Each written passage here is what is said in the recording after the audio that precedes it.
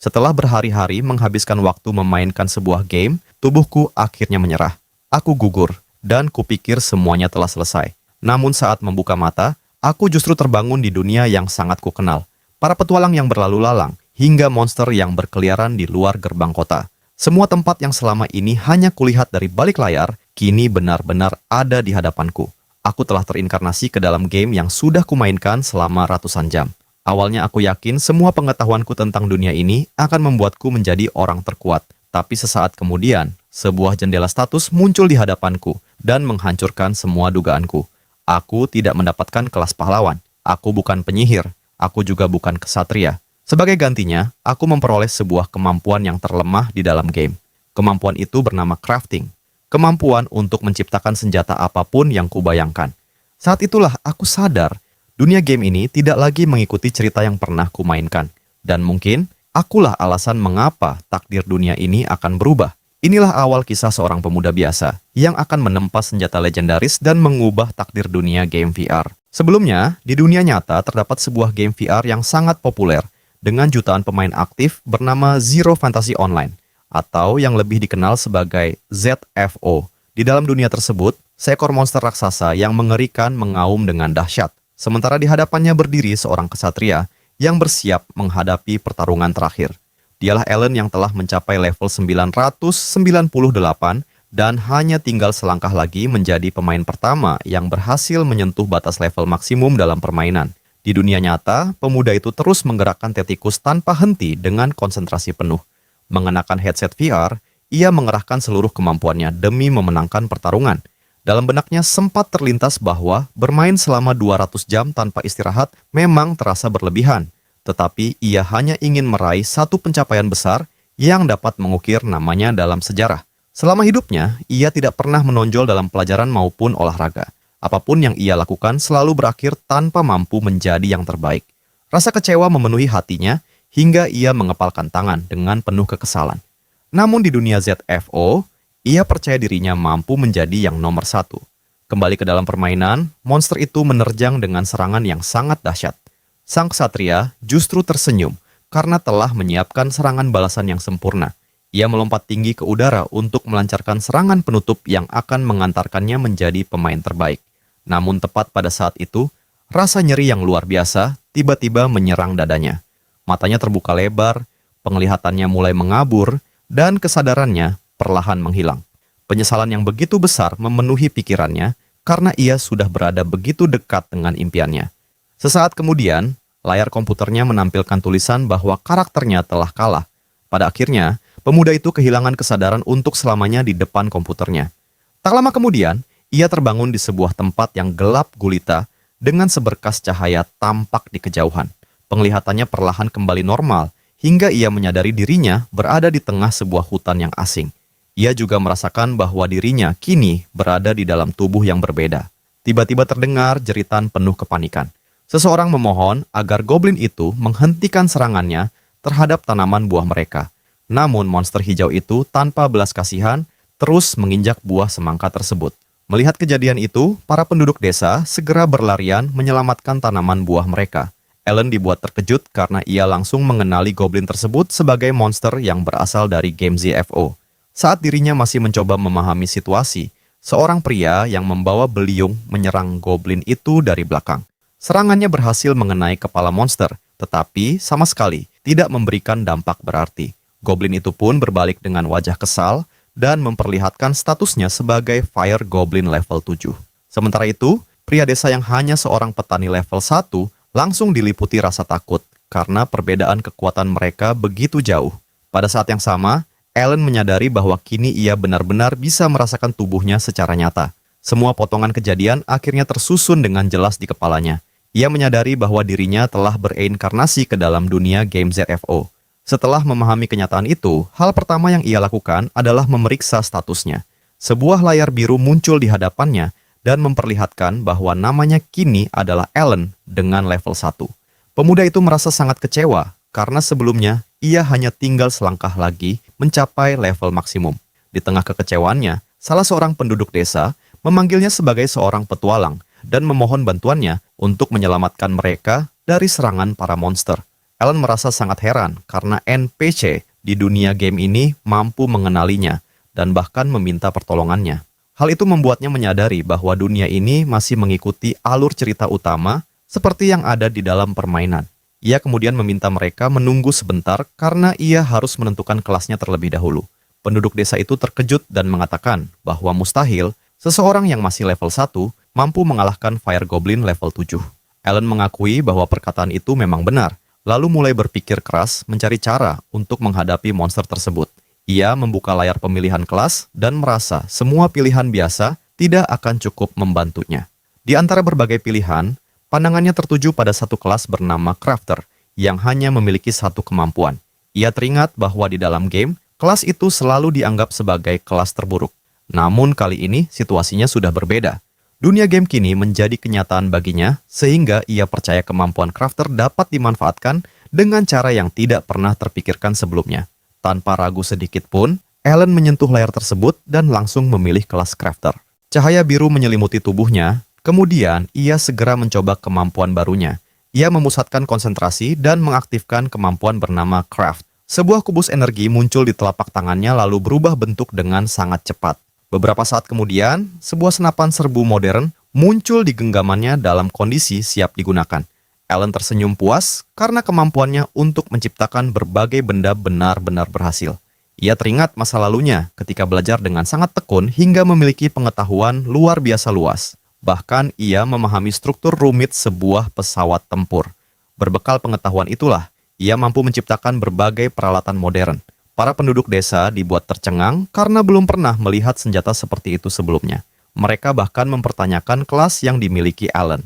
Saat itulah Ellen semakin yakin bahwa di dunia ini pun kelas Crafter masih dipandang sebelah mata. Ketika monster lain mulai berdatangan, Ellen kembali meletakkan jarinya di pelatuk senapan.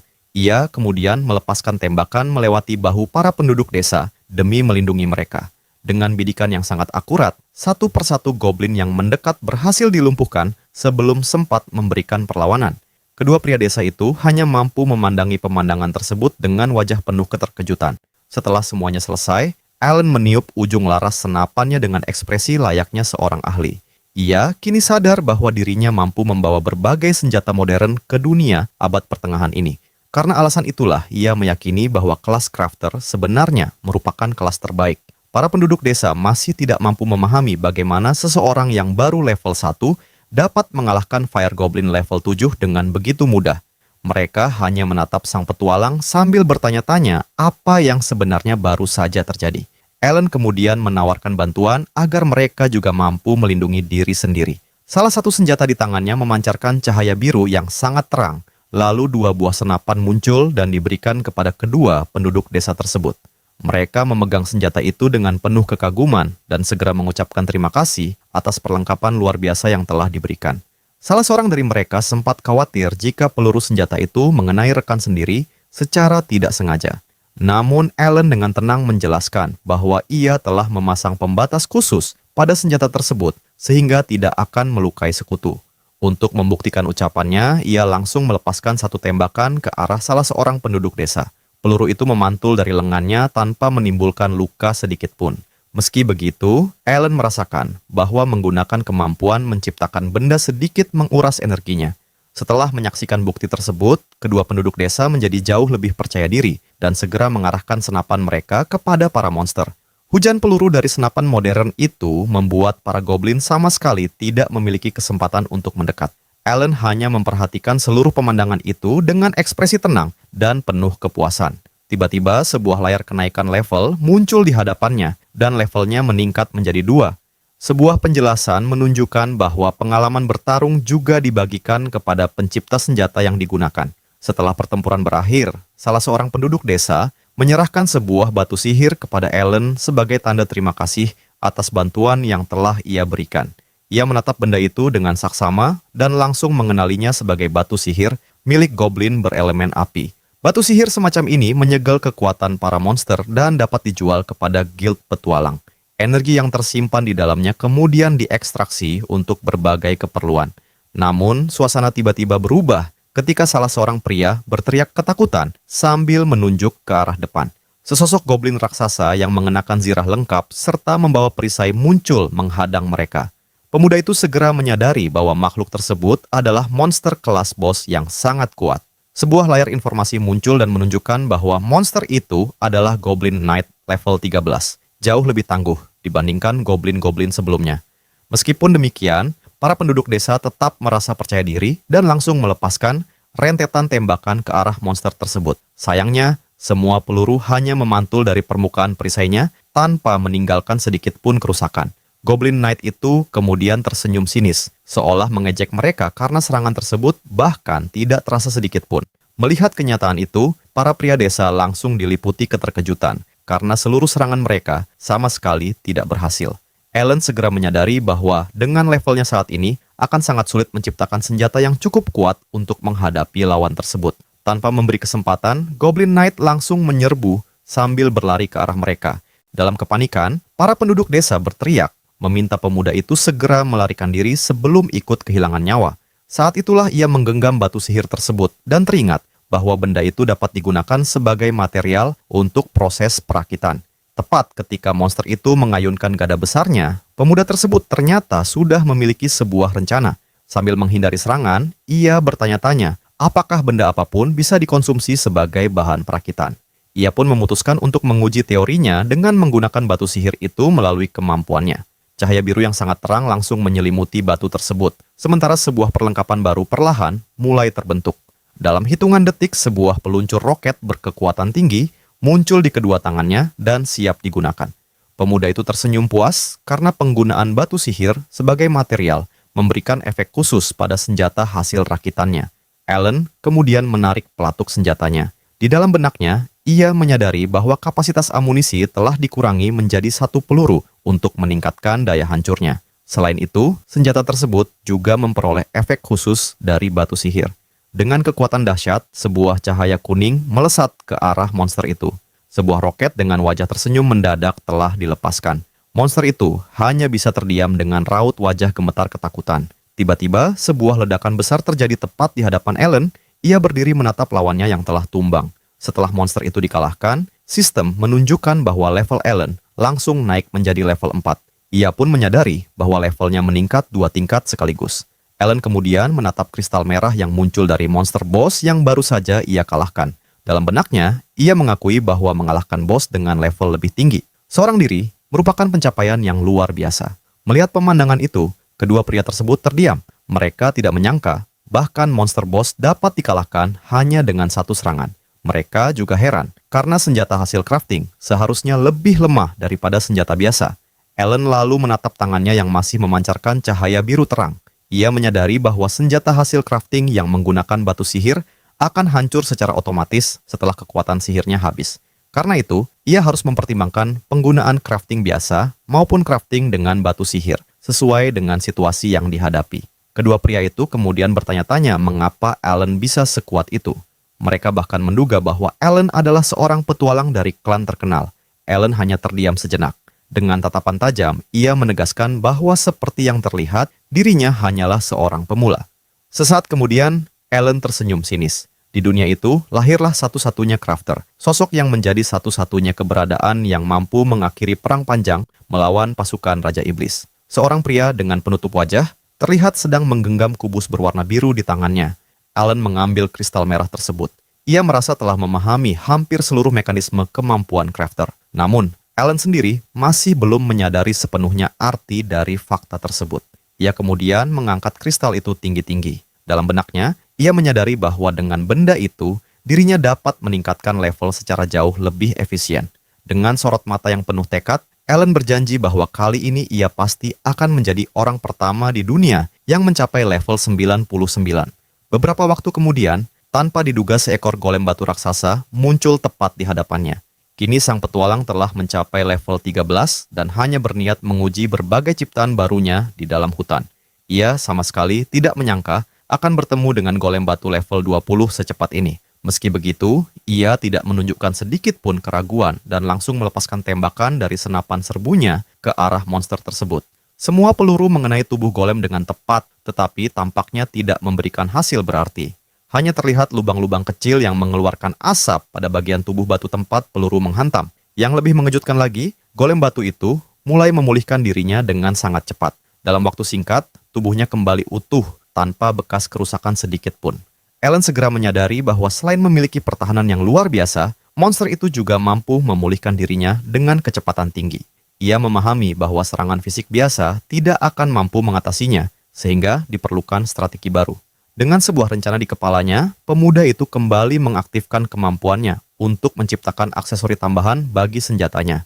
Cahaya biru terang kembali menyelimutinya, sementara sebuah perlengkapan baru mulai terbentuk di kedua tangannya. Setelah selesai, aksesori tersebut langsung terpasang dengan sempurna pada senapan serbunya dan meningkatkan daya serangnya secara signifikan. Ia berpikir bahwa apabila batu sihir dimasukkan ke dalam senjata itu melalui modifikasi yang tepat, kekuatannya pasti akan meningkat jauh lebih besar.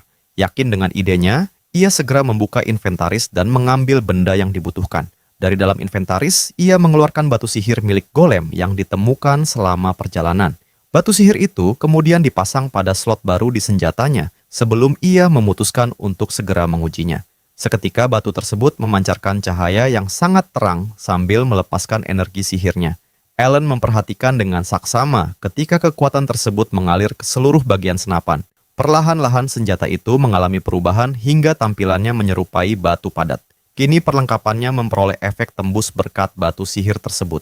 Ia merasa sangat puas karena efek itu mampu mengabaikan pertahanan fisik lawan. Pada saat yang sama, golem raksasa mengaum keras dan bersiap menghancurkan sang petualang. Namun, Alan segera mengarahkan senjata barunya dan bersiap melakukan serangan balasan. Tanpa ragu sedikit pun, ia melepaskan rentetan tembakan ke arah monster batu tersebut. Kali ini, seluruh proyektil berhasil menembus lapisan pertahanannya dan memberikan kerusakan yang sangat besar. Ia terus menembak tanpa henti dengan tatapan yang sepenuhnya tertuju pada sasaran. Tubuh golem batu perlahan mulai hancur di bawah kekuatan peluru-peluru penembus itu. Tak lama kemudian, ledakan dahsyat pun terjadi dan monster tersebut akhirnya berhasil dikalahkan. Setelah debu menghilang, levelnya meningkat menjadi 14 dan ia merasa sangat puas dengan hasilnya. Ia kemudian menyadari bahwa batu sihir yang dipasang pada aksesoris senjatanya telah hancur setelah digunakan. Alan pun berlutut dan mengambil batu sihir baru yang ditinggalkan oleh golem tersebut. Begitu benda itu berhasil diambil, levelnya kembali meningkat hingga mencapai level 15. Sesaat kemudian muncul sebuah notifikasi yang memberitahukan bahwa para penduduk desa berhasil menghalau gerombolan orc dengan kemampuan mereka sendiri. Selama ini, pemuda tersebut telah berkeliling ke berbagai desa dan membagikan senjata agar setiap orang mampu melindungi diri mereka. Berkat tindakannya itu, ia memperoleh pengalaman secara pasif, sekaligus membantu mereka yang membutuhkan. Di tempat lain tampak markas besar Guild Petualang yang berdiri megah.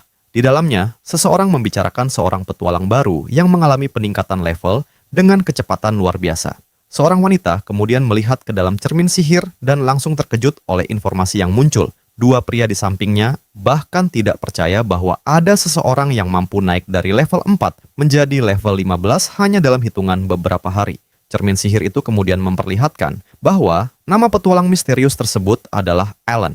Wanita itu semakin terkejut ketika mengetahui bahwa kelasnya adalah crafter. Salah seorang pria menjelaskan bahwa ia berhasil merekam pertarungan terakhir Alan melalui familiar miliknya. Tak lama kemudian, rekaman pertarungan Alan melawan golem ditampilkan, dan seluruh orang yang berada di ruangan itu dibuat tercengang. Dalam rekaman tersebut, Alan menggunakan senapan yang sama sekali tidak dikenali oleh siapapun. Mereka belum pernah melihat senjata seperti itu sebelumnya. Mereka juga mengetahui bahwa golem batu memiliki pertahanan yang sangat tinggi, tetapi monster tersebut justru dihancurkan dengan mudah oleh daya serang Alan. Seseorang bahkan berkomentar bahwa kekuatan serangannya setara dengan petualang level 50. Hal itu terasa mustahil, karena senjata hasil perakitan seharusnya memiliki kekuatan yang lebih rendah dibandingkan senjata biasa. Tidak seorang pun mampu memahami logikanya, tetapi mereka semua sepakat bahwa kemampuan pemuda itu berada pada tingkatan yang benar-benar berbeda.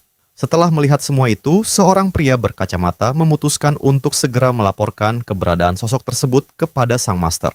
Tepat pada saat itu, bola kristal kembali memperlihatkan bahwa Alan telah memulai pertarungan baru melawan monster kelas boss. Kali ini, ia menghadapi seekor sandworm level 27 di tengah padang pasir. Ellen menganggap monster tersebut sebagai lawan yang sempurna untuk menguji batas kemampuan dari seluruh ciptaan barunya. Ia mulai memikirkan cara meningkatkan daya serang senjata berukuran kecil melalui penggunaan berbagai aksesori tambahan. Karena itu, ia memutuskan menggunakan batu sihir golem yang baru saja diperolehnya. Saat kemampuannya diaktifkan, batu sihir tersebut mulai berubah di dalam genggamannya. Beberapa saat kemudian, sebuah pistol muncul dengan bonus kekuatan sebesar 55% hasil proses penggabungan. Ia merasa sangat puas dengan hasil luar biasa itu dan memutuskan untuk menambahkan satu material lagi. Ellen kemudian memasang sebuah batu sihir tambahan sebagai aksesori pelengkap pada senjata barunya. Kepingan baru itu mulai bersinar dan mengalirkan energi kebiruan ke dalam senjata yang dipegangnya. Dalam sekejap, pistol tersebut berubah menjadi senjata berelemen es dengan daya serang yang jauh lebih tinggi. Ellen tersenyum puas karena ia yakin, sekalipun tembakannya belum cukup kuat untuk mengalahkan lawan, efek esnya akan membuat musuh tak mampu bergerak. Saat monster raksasa terus melaju ke arahnya, ia berpikir tidak mungkin tembakannya meleset. Tanpa membuang waktu, ia mengangkat senjata barunya, membidik dengan tenang, lalu melepaskan proyektil es ke arah makhluk tersebut. Peluru itu menghantam cacing raksasa tepat di sasaran, dan efek es langsung bekerja. Kekuatan serangan itu membekukan tubuh monster dengan sangat cepat, hingga dalam hitungan detik terbentuk lubang beku yang sangat besar di tubuh sandworm tersebut. Ellen mengamati hasil serangannya dengan tatapan serius dan penuh konsentrasi. Bagian atas tubuh monster akhirnya membeku sepenuhnya, lalu tiba-tiba lapisan es itu mulai retak sebelum pecah menjadi banyak bagian. Tubuh monster itu hancur berkeping-keping, sementara Ellen memandangnya dengan rasa puas. Ia benar-benar terkesan karena sebuah pistol mampu menumbangkan monster boss sekuat itu. Senyum pun kembali menghiasi wajahnya karena kini ia semakin yakin bahwa kelas crafter adalah yang paling hebat. Setelah pertarungan berakhir, ia mengambil batu sihir baru yang ditinggalkan oleh monster tersebut. Dengan benda itu di tangannya, ia memutuskan kembali ke kota untuk menjualnya demi mendapatkan uang. Sesampainya di guild petualang, ia langsung menuju loket penukaran. Petugas di sana sangat terkejut melihat begitu banyak barang yang dibawanya dan segera menanyakan namanya. Dengan tenang, pemuda itu menjawab bahwa namanya adalah Ellen. Membuat wanita itu langsung gugup. Ia mengenali nama tersebut dan tidak menyangka bahwa petualang pendatang baru yang begitu terkenal kini berdiri tepat di hadapannya. Dalam keadaan panik, petugas itu meminta Ellen menunggu sebentar sebelum berlari meninggalkan tempat tersebut. Ellen sama sekali tidak memahami apa yang sedang terjadi dan bertanya-tanya mengapa semua orang bertindak begitu berlebihan. Tiba-tiba ia mendengar derap langkah yang tergesa-gesa, lalu melihat sekelompok ksatria mendekatinya. Hanya dalam beberapa detik, para prajurit mengepungnya, sehingga seluruh orang di guild dibuat kebingungan. Pemimpin kelompok itu kemudian menyatakan bahwa Ellen sedang dicurigai terkait suatu persoalan yang sangat serius. Pemuda itu masih belum memahami situasinya dan bertanya apa sebenarnya yang sedang mereka bicarakan. Tanpa peringatan, rantai sihir muncul begitu saja dan langsung membelenggu tubuhnya. Prajurit itu menjelaskan bahwa Ellen harus segera dibawa ke markas besar guild. Ellen merasa sangat kesal melihat semua kekacauan yang sama sekali tidak masuk akal ini. Sesampainya di markas besar guild, Ellen dibawa menuju sebuah ruang pertemuan yang luas. Seorang pria memerintahkan agar belenggunya dilepaskan, dan seketika rantai sihir itu lenyap begitu saja. Pria tersebut meminta maaf karena telah membuatnya terkejut dan menjelaskan bahwa ia hanya penasaran dengan perkembangan Ellen yang luar biasa cepat. Sebagai pemimpin guild, ia merasa harus berbicara langsung dengan petualang muda itu apapun caranya. Ellen menjawab dengan nada sinis sambil menanyakan apa sebenarnya tujuan mereka memanggilnya. Salah seorang anggota guild kemudian meminta Ellen menjelaskan secara rinci mengenai senjatanya. Ellen menjawab bahwa mereka tidak akan memahaminya karena senjata itu menggunakan teknologi dari dunia lain. Mendengar jawaban tersebut, orang lain yang berada di ruangan itu mencibir dan mengatakan bahwa Ellen terlalu banyak bicara untuk seorang crafter biasa. Ia terus memancing emosi Ellen dan mempertanyakan apakah senjatanya benar-benar sehebat itu. Ellen segera menyadari bahwa mereka sedang berusaha membuatnya terpancing agar membocorkan rahasia. Tiba-tiba Ellen dengan sengaja menunjukkan kemampuannya. Ia mengatakan bahwa dalam hal itu, ia akan memberikan hal yang sama seperti yang pernah ia berikan kepada para petani. Pria itu sontak terkejut ketika sebuah senjata melayang tepat di hadapannya. Ellen kemudian mempersilahkannya untuk memeriksa senjata itu sesuka hati.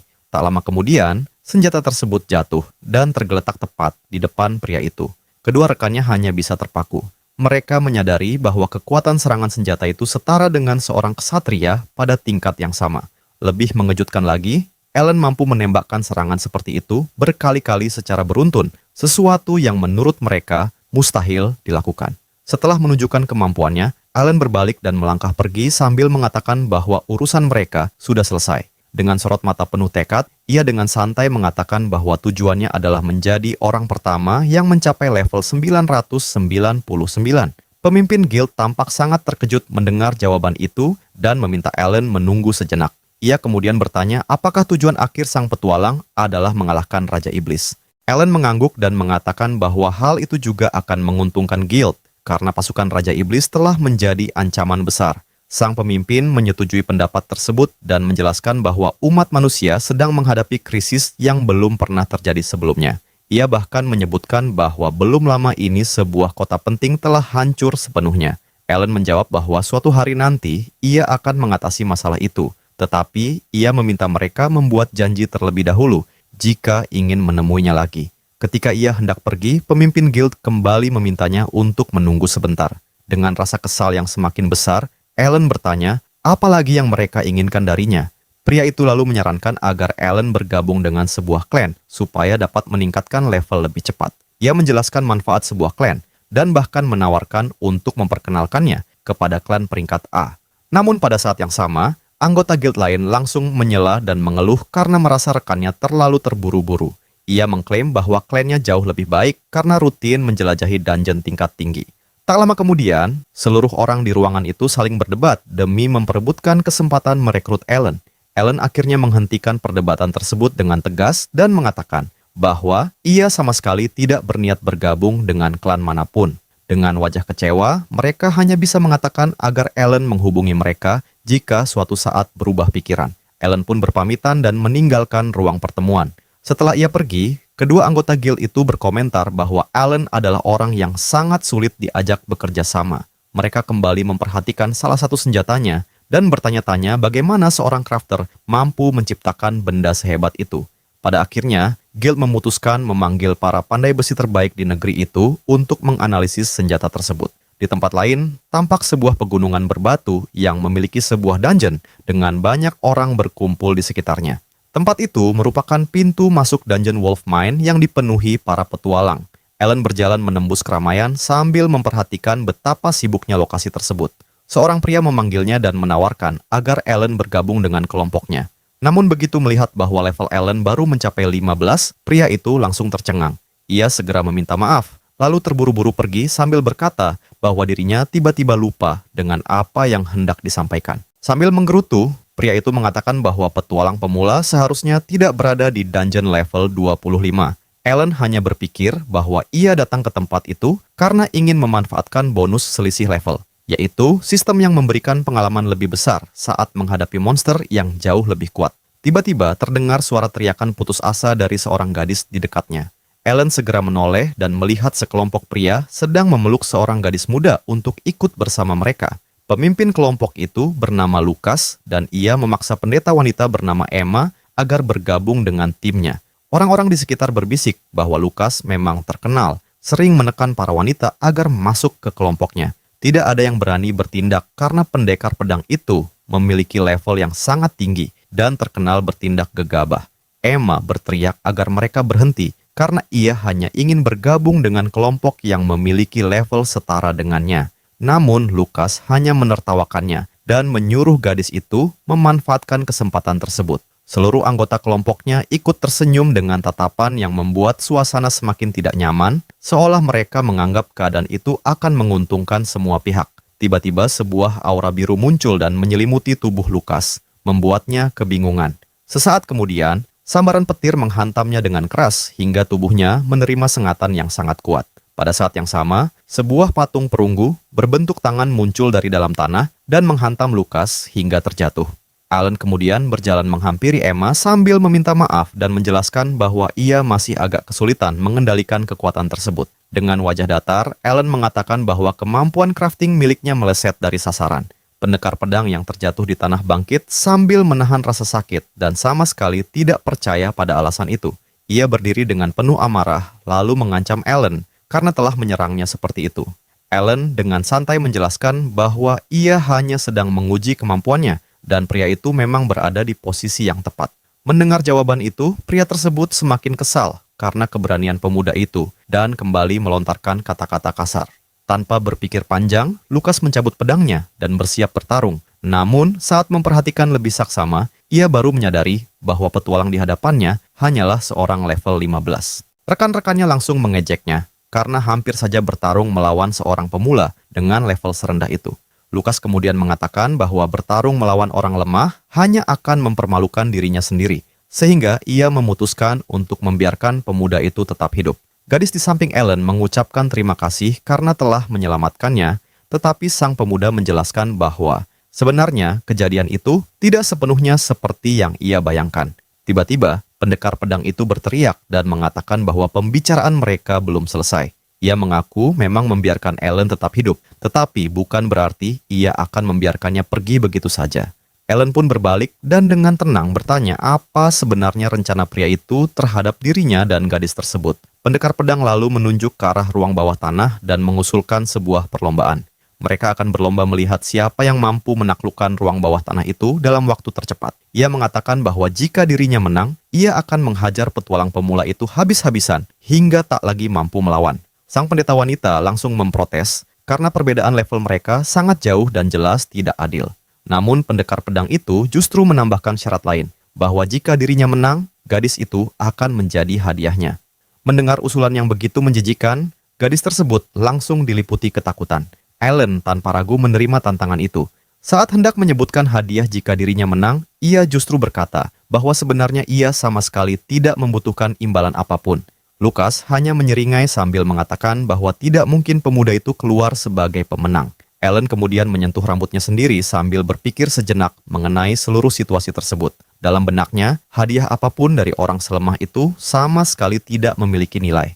Sindiran itu membuat pendekar pedang menjadi sangat murka, hingga menggertakkan giginya menahan amarah. Ia menganggap pemuda itu hanyalah orang sombong yang sama sekali tidak tahu diri. Di depan pintu masuk ruang bawah tanah, sang pendeta wanita kembali memperingatkan bahwa tempat itu terlalu berbahaya baginya. Ia mengingatkan bahwa level yang disarankan untuk memasuki tempat itu adalah 25, sedangkan Ellen baru mencapai level 15. Namun, pemuda itu menjawab dengan tenang bahwa hal tersebut bukan masalah, karena sejak awal memang berniat berburu di sana. Ketika mereka semakin mendekat, Lukas bertanya apakah ia benar-benar akan masuk sendirian. Ia bahkan menyarankan agar Ellen merekrut beberapa petualang pemula untuk membentuk sebuah kelompok. Ellen langsung membalas dengan sindiran bahwa seorang level 65 ternyata tidak mampu melakukan apapun tanpa ditemani kelompoknya. Ucapan itu kembali memancing kemarahan pendekar pedang. Namun Ellen sama sekali tidak menghiraukannya dan mengatakan bahwa ia tidak peduli apakah pria itu tetap bersama teman-temannya atau tidak. Tiba-tiba, gadis tersebut berlari menghampirinya dan menawarkan diri untuk ikut dalam misi itu. Seketika sebuah layar undangan kelompok muncul di hadapan Ellen. Ia menatap pemberitahuan tersebut sambil berpikir sesaat, lalu menolak undangan dari sang pendeta wanita, membuat gadis itu sangat terkejut dengan sikapnya. Meski begitu, ia tidak menyerah dan terus memohon agar diizinkan ikut. Gadis itu mengatakan bahwa dirinya merasa bertanggung jawab dan tidak sanggup membiarkan Ellen memasuki dungeon seorang diri. Ellen mulai merasa sedikit kesal karena menganggap gadis itu sangat keras kepala. Setelah menghela napas panjang dan merasa tidak memiliki banyak pilihan, akhirnya ia menyetujui permintaan tersebut. Dengan satu sentuhan pada layar, undangan kelompok dari sang pendeta wanita resmi diterima. Gadis itu langsung tersenyum lebar dan berkali-kali mengucapkan terima kasih atas kesempatan untuk membantu. Lukas kemudian berteriak sambil mengingatkan agar Ellen tidak sampai membuat gadis itu terluka di dalam sana. Rekan-rekannya tersenyum dengan ekspresi aneh karena diam-diam berniat memberikan kesulitan kepada gadis tersebut nanti. Ucapan itu membuat sang pendeta wanita merasa sangat tidak nyaman. Tanpa membuang waktu lagi, Ellen menyentuh portal ruang dungeon untuk memulai tantangan. Di pintu masuk, sebuah panel memperlihatkan rekor penyelesaian tercepat, yaitu 19 menit. Ellen tersenyum penuh percaya diri sambil mengatakan bahwa dengan kekuatannya saat ini, memecahkan rekor itu akan menjadi hal yang sangat mudah. Sesaat kemudian, mereka berdua melangkah memasuki portal dan memulai perlombaan waktu yang penuh bahaya. Di dalam, mereka langsung disambut gerombolan monster yang siap menyerang. Sekelompok kelelawar, ulat raksasa, dan para prajurit mayat hidup menghadang jalan mereka. Sang pendeta wanita mulai cemas melihat jumlah monster yang begitu banyak serta level mereka yang tinggi. Namun Ellen berkata bahwa semua itu bukan masalah karena mereka hanyalah sekelompok makhluk lemah. Ia kemudian meminta gadis itu menyimpan tongkat sihirnya karena justru menghalangi pergerakan. Ellen menjelaskan bahwa karena kini mereka sudah berada dalam satu kelompok, gadis itu juga harus ikut bertarung. Setelah itu, ia mengaktifkan kemampuannya hingga aura biru menyelimuti tubuh mereka berdua. Secara tiba-tiba, dua senapan mesin ringan muncul di kedua tangan sang pendeta wanita. Gadis itu terkejut melihat senjata tersebut, sementara sang petualang menjelaskan bahwa hanya dirinya yang mampu menciptakannya. Ellen lalu menerangkan bahwa cara menggunakannya sangat mudah. Ia hanya perlu membidik musuh dengan tatapan serius dan penuh fokus, lalu menarik pelatuknya. Setelah memberikan penjelasan singkat, Ellen langsung melepaskan rentetan tembakan dan mengenai banyak monster sekaligus. Gadis itu terpukau melihat pemandangan tersebut, tetapi pemuda itu segera menyuruhnya berhenti terpaku dan mulai bertarung. Ia pun mencoba menembakkan senjatanya, namun hentakan balik yang sangat kuat membuatnya kehilangan kendali sepenuhnya. Ellen kemudian menjelaskan bahwa ia memang sengaja membuat hentakan balik senjata itu begitu kuat agar tembakannya menyebar ke segala arah dan mengenai seluruh musuh. Ia mengatakan bahwa waktu untuk mengobrol sudah selesai dan kini mereka akan langsung menuju bos terakhir. Di tempat lain, Lucas sedang menghadapi monster-monster tambang dengan pedangnya. Setelah berhasil mengalahkan para monster itu, kelompoknya berkumpul sejenak untuk beristirahat. Salah seorang anggota kemudian berkomentar bahwa pemimpin mereka bertindak terlalu kejam terhadap petualang pemula tadi. Ia mengungkapkan bahwa ruang dungeon itu akan memunculkan bos tambahan bagi siapapun yang baru pertama kali memasukinya. Mendengar hal itu, pendekar pedang hanya tersenyum, lalu mengakui bahwa memang itulah alasan sebenarnya ia sengaja memancing Ellen agar menerima tantangan tersebut. Lucas begitu yakin bahwa pendatang baru itu tidak akan mampu mendekati bos pertama. Menurutnya, sekalipun pemuda itu berhasil sampai ke sana, akhirnya ia tetap akan mengalami kekalahan. Kenangan saat dirinya dipermalukan masih membekas dan membuatnya semakin kesal. Ia sangat berharap Ellen mengalami kegagalan yang memalukan. Sementara itu, Ellen bersama pendeta wanita akhirnya tiba di ruangan bos. Ellen memperhatikan waktu dan menyadari bahwa bahkan 10 menit pun belum berlalu, membuat Emma terkejut dengan kecepatan mereka. Dengan nada mengeluh, Ellen mengatakan bahwa seandainya Emma tidak berulang kali terjebak oleh perangkap di sepanjang jalan dan tidak tersangkut lagi di balik dinding, perjalanan mereka seharusnya hanya memakan setengah dari waktu tersebut. Emma segera meminta maaf sambil menjelaskan bahwa ini adalah pengalaman pertamanya memasuki dungeon. Tepat setelah itu, Ellen naik 3 level sekaligus hingga mencapai level 18. Ia merasa sangat puas, sementara Emma hanya naik 1 level. Dari situ, Ellen semakin menyadari bahwa bonus yang diperolehnya sebagai warga desa benar-benar luar biasa besar. Emma kemudian mengingatkannya agar tidak terus terdistraksi, karena mereka masih memiliki taruhan yang harus dimenangkan. Dengan tekad yang semakin kuat, keduanya bersiap memasuki ruangan bos yang sangat berbahaya. Begitu pintu terbuka, energi ungu yang menyeramkan langsung memenuhi seluruh ruangan. Emma mengintip ke dalam dan seketika diliputi rasa takut oleh pemandangan di hadapannya. 2 aura berbeda, satu berwarna ungu dan satu lagi berwarna kuning, muncul bersamaan di dalam ruangan. Monster pertama adalah Ratu Manusia Serigala level 25, sedangkan yang kedua adalah Raja Manusia Serigala level 25. Ellen baru teringat bahwa dungeon ini memiliki bos tambahan, membuat Emma mengeluh karena ia sama sekali tidak diberi peringatan sebelumnya. Kedua makhluk buas itu langsung saling menerjang dengan amarah yang luar biasa. Namun tidak lama kemudian perhatian mereka beralih kepada 2 petualang tersebut. Ellen segera menyadari bahwa manusia serigala memiliki kecepatan yang sangat tinggi dan sangat sulit diserang menggunakan senjata api. Ia pun meminta Emma memberikan tembakan perlindungan agar dapat memberi sedikit waktu. Emma segera mematuhi permintaan itu dan mulai menembakkan kedua senapan mesin ringannya secara bertubi-tubi. Namun, kedua monster tersebut mampu menghindari setiap peluru dengan kecepatan yang luar biasa. Emma mulai panik ketika menyadari seluruh serangannya tidak memberikan hasil apapun. Ellen juga menganggap situasi ini cukup merepotkan karena kedua musuh telah berpencar. Ia segera memerintahkan Emma menghadapi sang ratu, sementara dirinya akan melawan Raja Manusia Serigala. Peluru demi peluru terus meleset karena makhluk itu menghindar dengan sangat mudah. Emma benar-benar tidak percaya bahwa mereka mampu menghindari setiap tembakan tanpa kesalahan sedikit pun. Pada saat itu, sang ratu bersiap melancarkan serangan menggunakan cakar tajamnya. Makhluk tersebut melompat ke arah Emma untuk memberikan serangan penentu. Namun, Ellen justru tersenyum karena seluruh pergerakan itu telah ia perkirakan sejak awal. Emma menjerit ketakutan saat manusia serigala hampir mencapai dirinya. Tepat pada saat genting itu, Alan kembali mengaktifkan kemampuan penciptaannya. Lingkaran energi biru muncul di kaki dan tangan kedua monster tersebut. Dengan tatapan serius, ia memberikan perintah untuk menangkap mereka. Seketika, perangkap beruang ajaib muncul, menjepit tubuh kedua manusia serigala hingga mereka terkunci di tempat. Kedua makhluk itu mengeluarkan raungan kesakitan dan tidak lagi mampu bergerak. Emma terkejut sekaligus bertanya-tanya, apakah mereka benar-benar berhasil menghentikan kedua monster itu? Alan menjelaskan bahwa ia hanya membutuhkan sedikit waktu yang dibelikan oleh Emma. Pendeta wanita itu benar-benar kagum karena tidak pernah membayangkan kemampuan tersebut dapat digunakan dengan cara seperti itu. Alan pun merasa puas karena sebelumnya sempat menguji kemampuan menciptakan perlengkapan jarak jauhnya. Kini setelah kedua monster berhasil dijebak, Alan berjalan mendekat untuk mengakhiri pertarungan.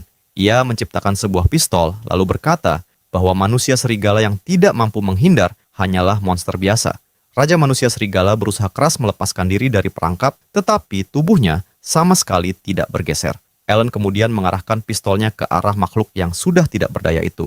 Dengan tatapan dingin, ia mengucapkan perpisahan sebelum melepaskan tembakan penutup. Setelah berhasil mengalahkan monster tersebut, ia mengambil kristal ungu yang muncul dari tubuh lawannya.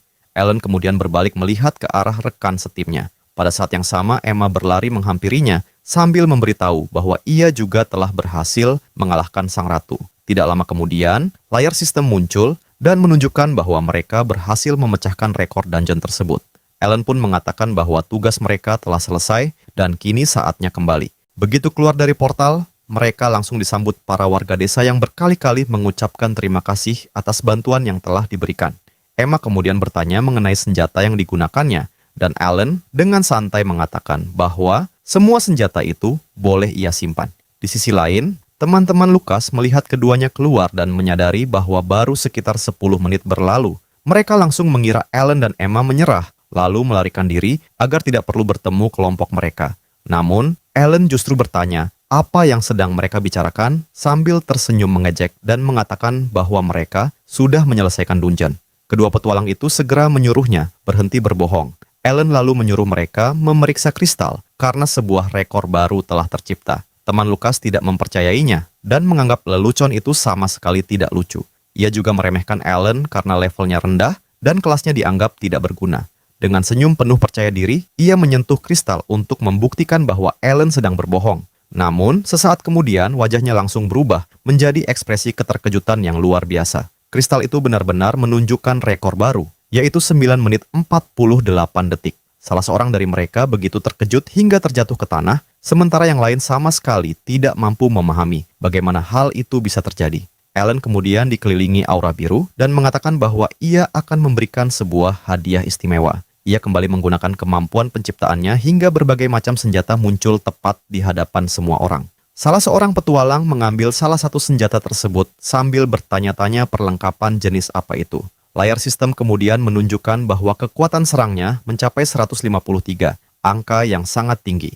Emma tersenyum lalu menjelaskan bahwa senjata itu sangat mudah digunakan. Seseorang hanya perlu membidik musuh dan menarik pelatuknya. Setelah itu, Emma mulai memperagakan penggunaannya dengan melepaskan beberapa tembakan, membuat semua orang yang menyaksikan terpukau oleh kekuatannya. Salah seorang petualang kemudian menoleh kepada Alan dan bertanya siapa dirinya sebenarnya. Namun, saat hendak memperoleh jawaban, Alan ternyata telah menghilang dari tempat itu. Sementara kerumunan mulai mengelilingi berbagai senjata yang baru saja diciptakan, Alan memilih berjalan menjauh. Menurutnya, bertahan lebih lama di tempat itu hanyalah pemborosan waktu. Dengan tenang, ia membelakangi keramaian dan memutuskan meninggalkan lokasi tersebut. Di tengah kerumunan, seorang gadis berambut putih memperhatikan Alan yang semakin menjauh. Tatapannya menunjukkan ketertarikan yang besar terhadap pemuda itu, sekaligus kemampuan luar biasanya dalam menciptakan senjata. Beberapa menit kemudian, kelompok Lukas akhirnya keluar dari dungeon. Dengan penuh kesombongan, Lukas membanggakan bahwa kelompoknya hampir berhasil menembus catatan 50 menit. Setelah itu mereka duduk sambil menunggu para pendatang baru keluar dari dungeon. Teman-temannya tertawa dan mengatakan bahwa Alan serta Emma pasti sudah tersingkir di dalam. Tidak lama kemudian, seorang petualang lain menghampiri Lukas dan memberitahukan bahwa lawan mereka sebenarnya sudah lebih dahulu pulang. Lukas langsung marah dan mengira kedua orang itu melarikan diri karena takut menghadapinya. Kelompoknya pun ikut tertawa sambil mengatakan bahwa pemimpin mereka benar-benar berhasil memperdaya lawan. Namun, petualang tersebut segera menjelaskan bahwa kenyataannya tidak seperti itu. Lukas kebingungan, lalu mengatakan bahwa tidak mungkin ada kelompok yang lebih cepat daripada mereka. Petualang itu menjelaskan bahwa Alan dan Emma bukan hanya lebih cepat, tetapi juga berhasil memecahkan rekor dungeon. Mendengar penjelasan tersebut, Lukas benar-benar terkejut dan sama sekali tidak mampu mempercayainya. Ia segera berlari menuju kristal sambil terus mengatakan bahwa hal seperti itu mustahil terjadi. Karena masih tidak percaya, ia langsung menyentuh kristal tersebut untuk melihatnya dengan mata kepala sendiri. Panel sistem pun menampilkan rekor baru, yaitu 9 menit 48 detik. Pada saat itu Lukas teringat bahwa kelompoknya sendiri hampir membutuhkan waktu 1 jam penuh untuk menaklukkan dungeon tersebut. Salah satu rekannya segera memanggilnya untuk memastikan keadaannya baik-baik saja setelah mendengar kabar tersebut. Namun, Lukas justru kehilangan kendali karena tidak sanggup menerima kenyataan bahwa dirinya telah dikalahkan. Ia menjatuhkan tubuhnya ke tanah sambil berteriak penuh keputusasaan, bersikeras bahwa mustahil dirinya bisa kalah dari mereka. Di tempat lain, seorang sosok misterius duduk tenang di dalam sebuah kantor yang dipenuhi suasana suram. Pria itu tampak sedang memeriksa sejumlah dokumen penting hingga pandangannya tertuju pada sebuah laporan mengenai seorang pemuda beserta rekor barunya di Dungeon Serigala. Setelah membaca laporan itu, ia langsung menyadari bahwa petualang muda tersebut adalah orang yang paling tepat untuk sebuah tugas tertentu. Tidak lama kemudian, seorang tentara bayaran berjubah memasuki ruangan untuk menerima perintah. Sosok misterius itu menanyakan apakah ia sudah mendengar permintaan yang telah disampaikan kepada kelompoknya. Pria berjubah itu membenarkan bahwa misi tersebut memang berasal dari atasan yang sangat berpengaruh. Sang sosok misterius kemudian menunjuk laporan itu sambil memperlihatkan foto sang petualang muda. Tentara bayaran itu mengamati foto tersebut dan berkomentar bahwa target mereka tampak sebagai sosok yang sangat merepotkan untuk dihadapi. Mendengar itu, sang atasan melemparkan sekantong uang dan mengatakan bahwa imbalan yang menanti akan sangat besar. Tentara bayaran itu pun mengetuk foto sang pemuda, bersiap menerima perintah terakhir. Tanpa sedikit pun keraguan, sosok misterius tersebut memerintahkannya untuk menghabisi pemuda itu. Di tempat lain, sang pendeta wanita mengucapkan terima kasih kepada pemuda itu atas seluruh bantuan yang telah diterimanya. Sang pemuda kemudian bertanya, apakah ia benar-benar harus pergi dan bahkan menawarkan bantuan lebih lanjut. Namun, gadis itu dengan lembut menolak karena sebagai seorang petualang, ia tidak ingin terus bergantung kepada dirinya. Mendengar penjelasan itu, sang pemuda menghormati keputusannya dan mengucapkan selamat tinggal kepada rekan seperjalanannya. Sebelum berpisah, gadis itu memintanya agar tidak memecahkan rekor berikutnya karena ia masih ingin namanya tercatat dalam sejarah. Setelah itu, ia berharap mereka dapat bertemu kembali suatu hari nanti. Kemudian, sistem menampilkan bahwa Emma telah meninggalkan kelompok Alan. Beberapa hari kemudian, Alan pergi ke sebuah tempat terpencil untuk menguji kemampuan barunya. Ia menggunakan kemampuan penciptaannya sambil berharap seluruh rencananya berjalan sesuai harapan. Tak lama berselang, sebuah kendaraan tempur berat berhasil muncul dengan bentuk luar yang terlihat sempurna. Alan segera naik ke dalam kendaraan itu untuk memeriksa seluruh sistem kendalinya. Saat berada di dalam, ia menyadari bahwa setiap panel dan kontrol berhasil direplikasi dengan sangat akurat. Dengan senyum puas di wajahnya, ia mencoba menggerakkan kendaraan tersebut, tetapi kendaraan itu sama sekali tidak bergerak. Saat itulah ia menyadari bahwa kendaraan tersebut membutuhkan sumber tenaga. Kemampuan penciptaannya memang dapat menciptakan apapun selama ia memahami struktur bendanya. Tetapi, kemampuan itu tidak dapat menghasilkan hal-hal seperti air maupun listrik. Meski begitu, ia sama sekali tidak panik karena sejak awal sudah memperkirakan kendala tersebut dan telah menyiapkan solusinya. Di dalam kendaraan, ia menyentuh salah satu komponen sistem tenaga. Di dunia ZFO, batu sihir digunakan sebagai sumber energi utama. Karena itu, ia berpikir batu sihir dapat dimanfaatkan untuk menghidupkan hasil ciptaannya. Dugaan itu ternyata benar. Ia segera menyadari bahwa seluruh hasil ciptaannya mampu beroperasi menggunakan batu sihir sebagai sumber tenaga. Setelah batu sihir dipasang, roda rantai kendaraan tempur itu mulai berputar. Kendaraan tersebut langsung melesat dengan kecepatan tinggi, melintasi hamparan gurun di hadapannya.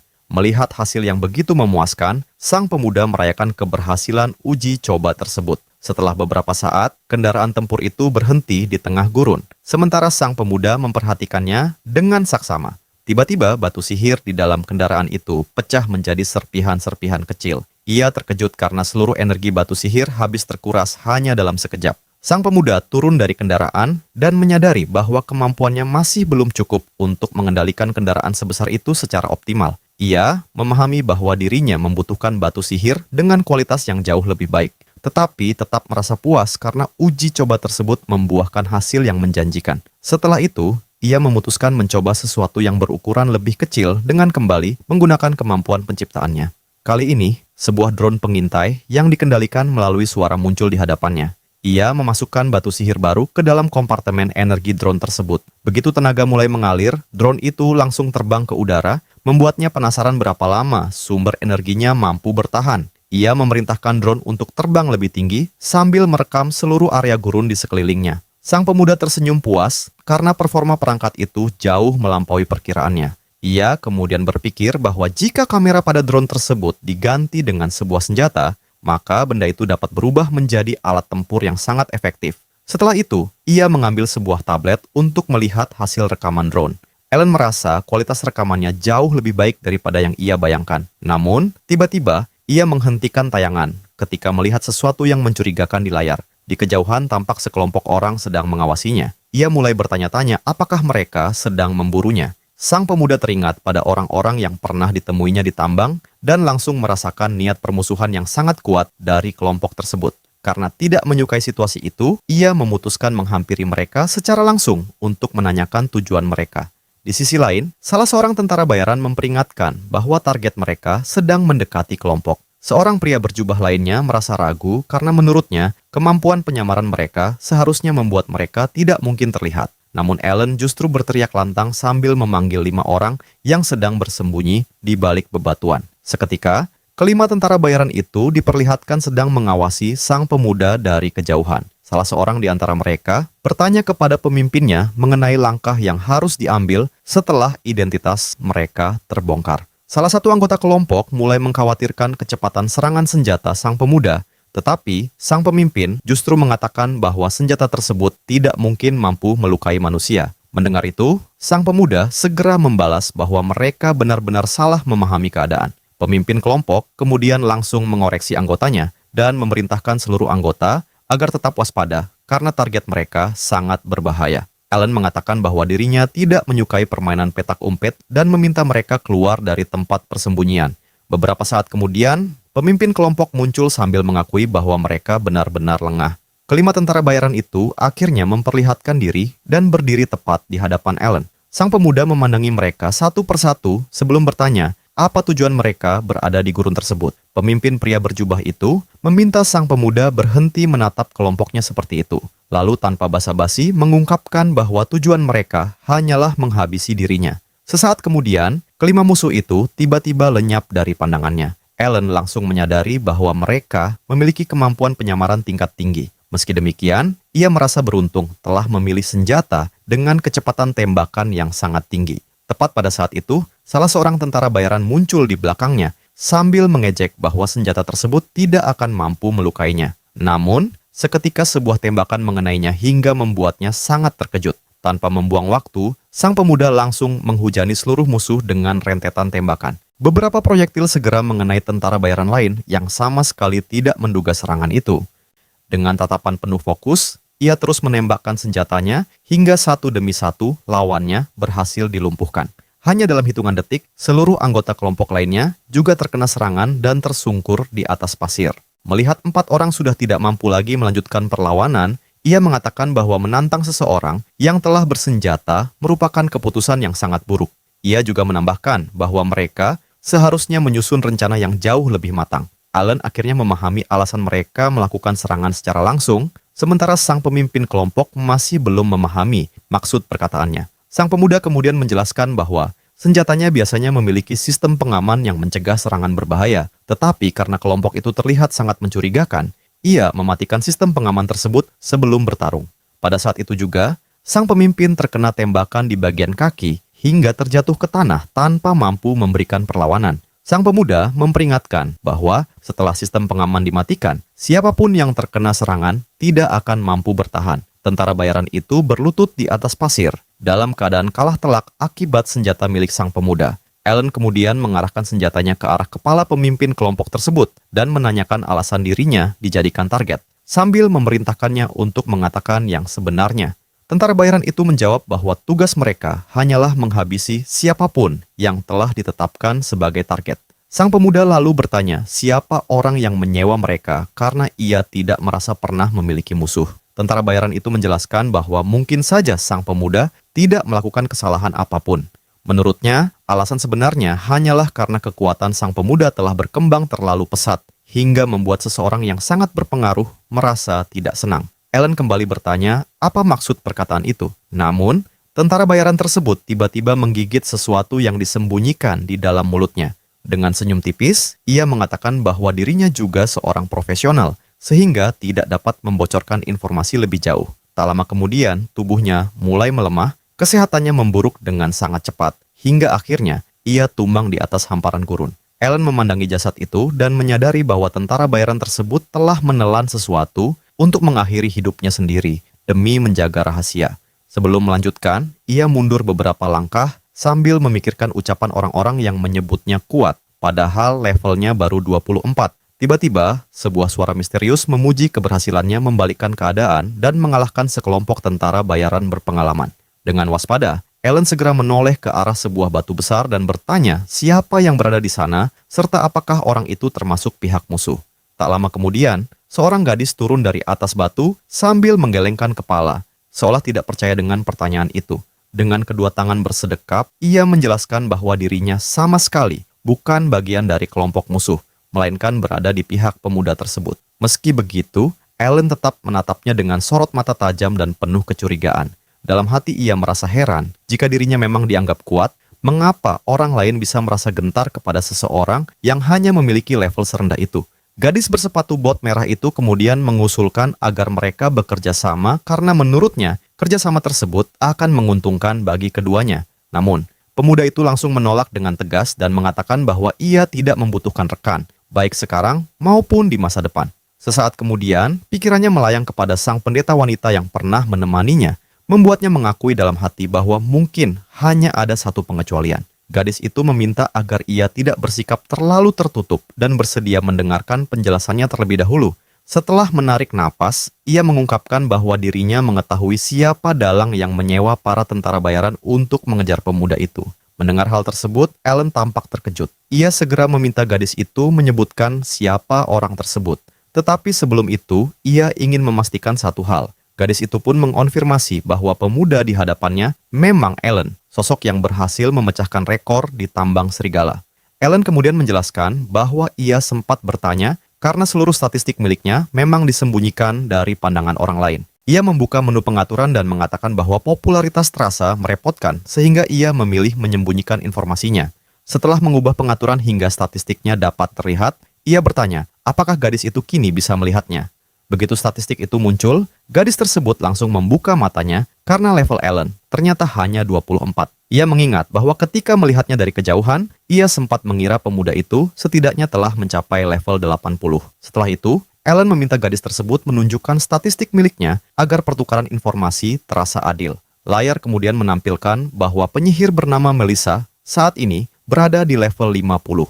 Setelah mengetahui hal tersebut, Ellen kembali menanyakan siapa sosok yang menyewa para tentara bayaran untuk mengejarnya. Melissa hanya tersenyum tipis, lalu mengatakan bahwa informasi sepenting itu tidak mungkin diberikan secara cuma-cuma. Ellen menatapnya dengan kesal karena langsung memahami bahwa gadis itu menginginkan imbalan sebagai syarat. Melissa membenarkan dugaan tersebut dan menjelaskan bahwa apabila Ellen bersedia membantunya, ia akan menceritakan seluruh informasi yang dimilikinya. Ellen pun terdiam sejenak sambil memikirkan bantuan seperti apa yang diinginkan penyihir itu. Melissa kemudian menunjuk ke udara, terlihat sebuah benda melayang di atas sana. Sebelum akhirnya mengungkapkan bahwa ia ingin Ellen membantunya memasuki kastil langit kristal, sebuah ruang bawah tanah dengan rekomendasi level 50. Ia memperingatkan bahwa tempat itu bukan ruang dungeon biasa, karena tingkat kesulitannya termasuk yang tertinggi.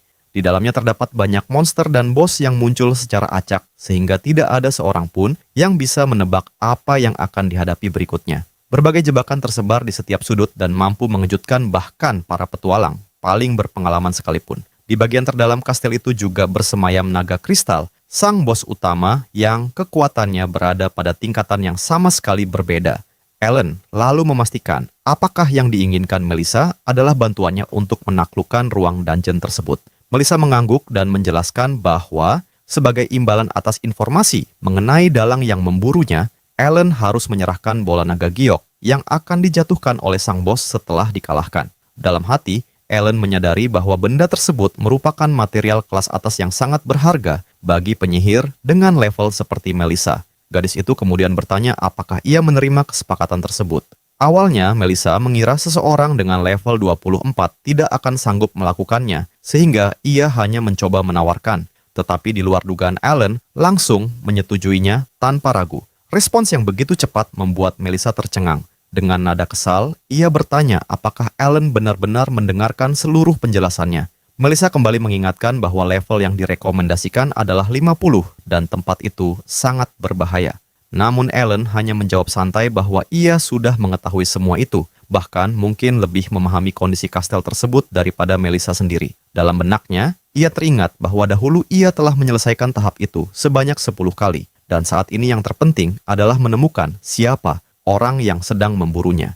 Melissa akhirnya mengatakan bahwa selama Ellen menerima tugas itu, ia tidak mempermasalahkannya.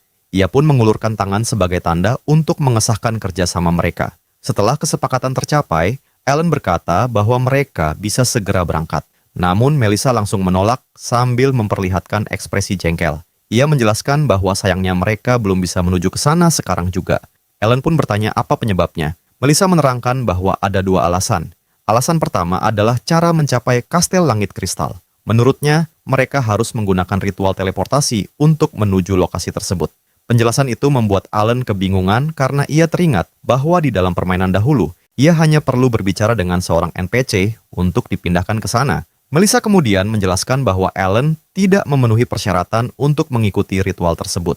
Sebuah panel muncul dan memperlihatkan bahwa hanya mereka yang telah mencapai level 40 yang diizinkan mengikuti teleportasi, sementara Ellen otomatis tidak memenuhi syarat. Dengan heran, Ellen bertanya mengapa Melissa tetap mengajaknya jika mengetahui aturan itu.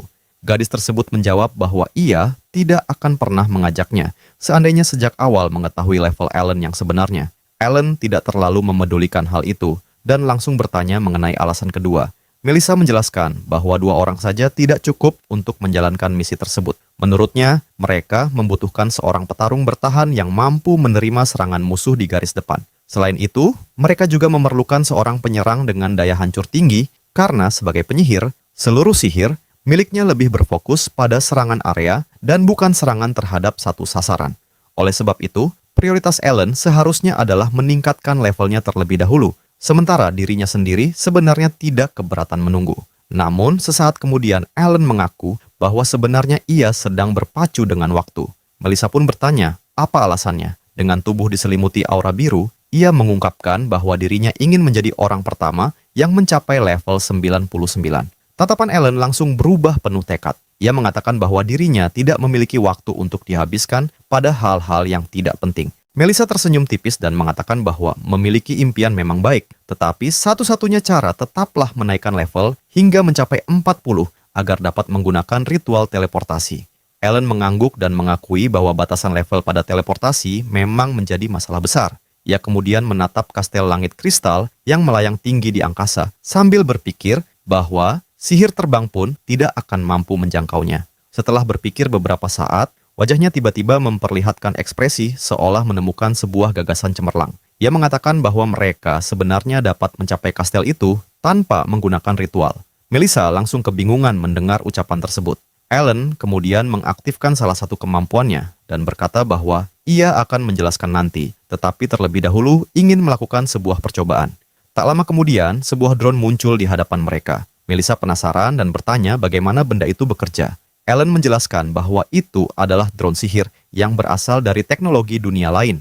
Dengan kedua tangan bersedekap, ia memerintahkan drone tersebut untuk terbang menuju kastel langit kristal. Melissa tampak sangat terkesan, sementara Ellen terus mengamati pergerakan drone itu sambil memastikan apakah ada penghalang yang melindungi kastel di udara. Tanpa mengalami kendala sedikit pun, drone tersebut terus melaju hingga semakin dekat dengan tujuannya. Dengan tatapan fokus, Ellen menunggu hasil percobaan itu. Beberapa saat kemudian, drone berhasil mendarat dengan sempurna di kastel, membuktikan bahwa sama sekali tidak ada penghalang di jalurnya. Melissa benar-benar terkejut karena tidak menyangka mereka bisa mencapai tempat itu tanpa ritual teleportasi. Ia kemudian mengusulkan agar Ellen membuat drone berukuran raksasa dan mengajak mereka kembali ke kota terlebih dahulu untuk mempersiapkan semuanya. Namun, Alan segera menolak usulan tersebut dan mengatakan bahwa hanya mereka berdua saja sudah lebih dari cukup untuk menjalankan misi itu.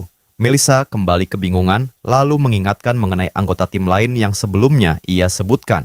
Dengan penuh keyakinan, Alan mengatakan bahwa sebenarnya ia bahkan sanggup menyelesaikan seluruh misi itu seorang diri, membuat Melissa semakin bertanya-tanya dari mana datangnya kepercayaan diri sebesar itu.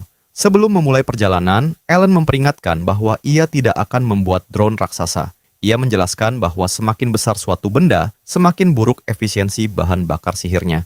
Dengan raut wajah serius, Melissa bertanya bagaimana rencana mereka menuju ruang bawah tanah.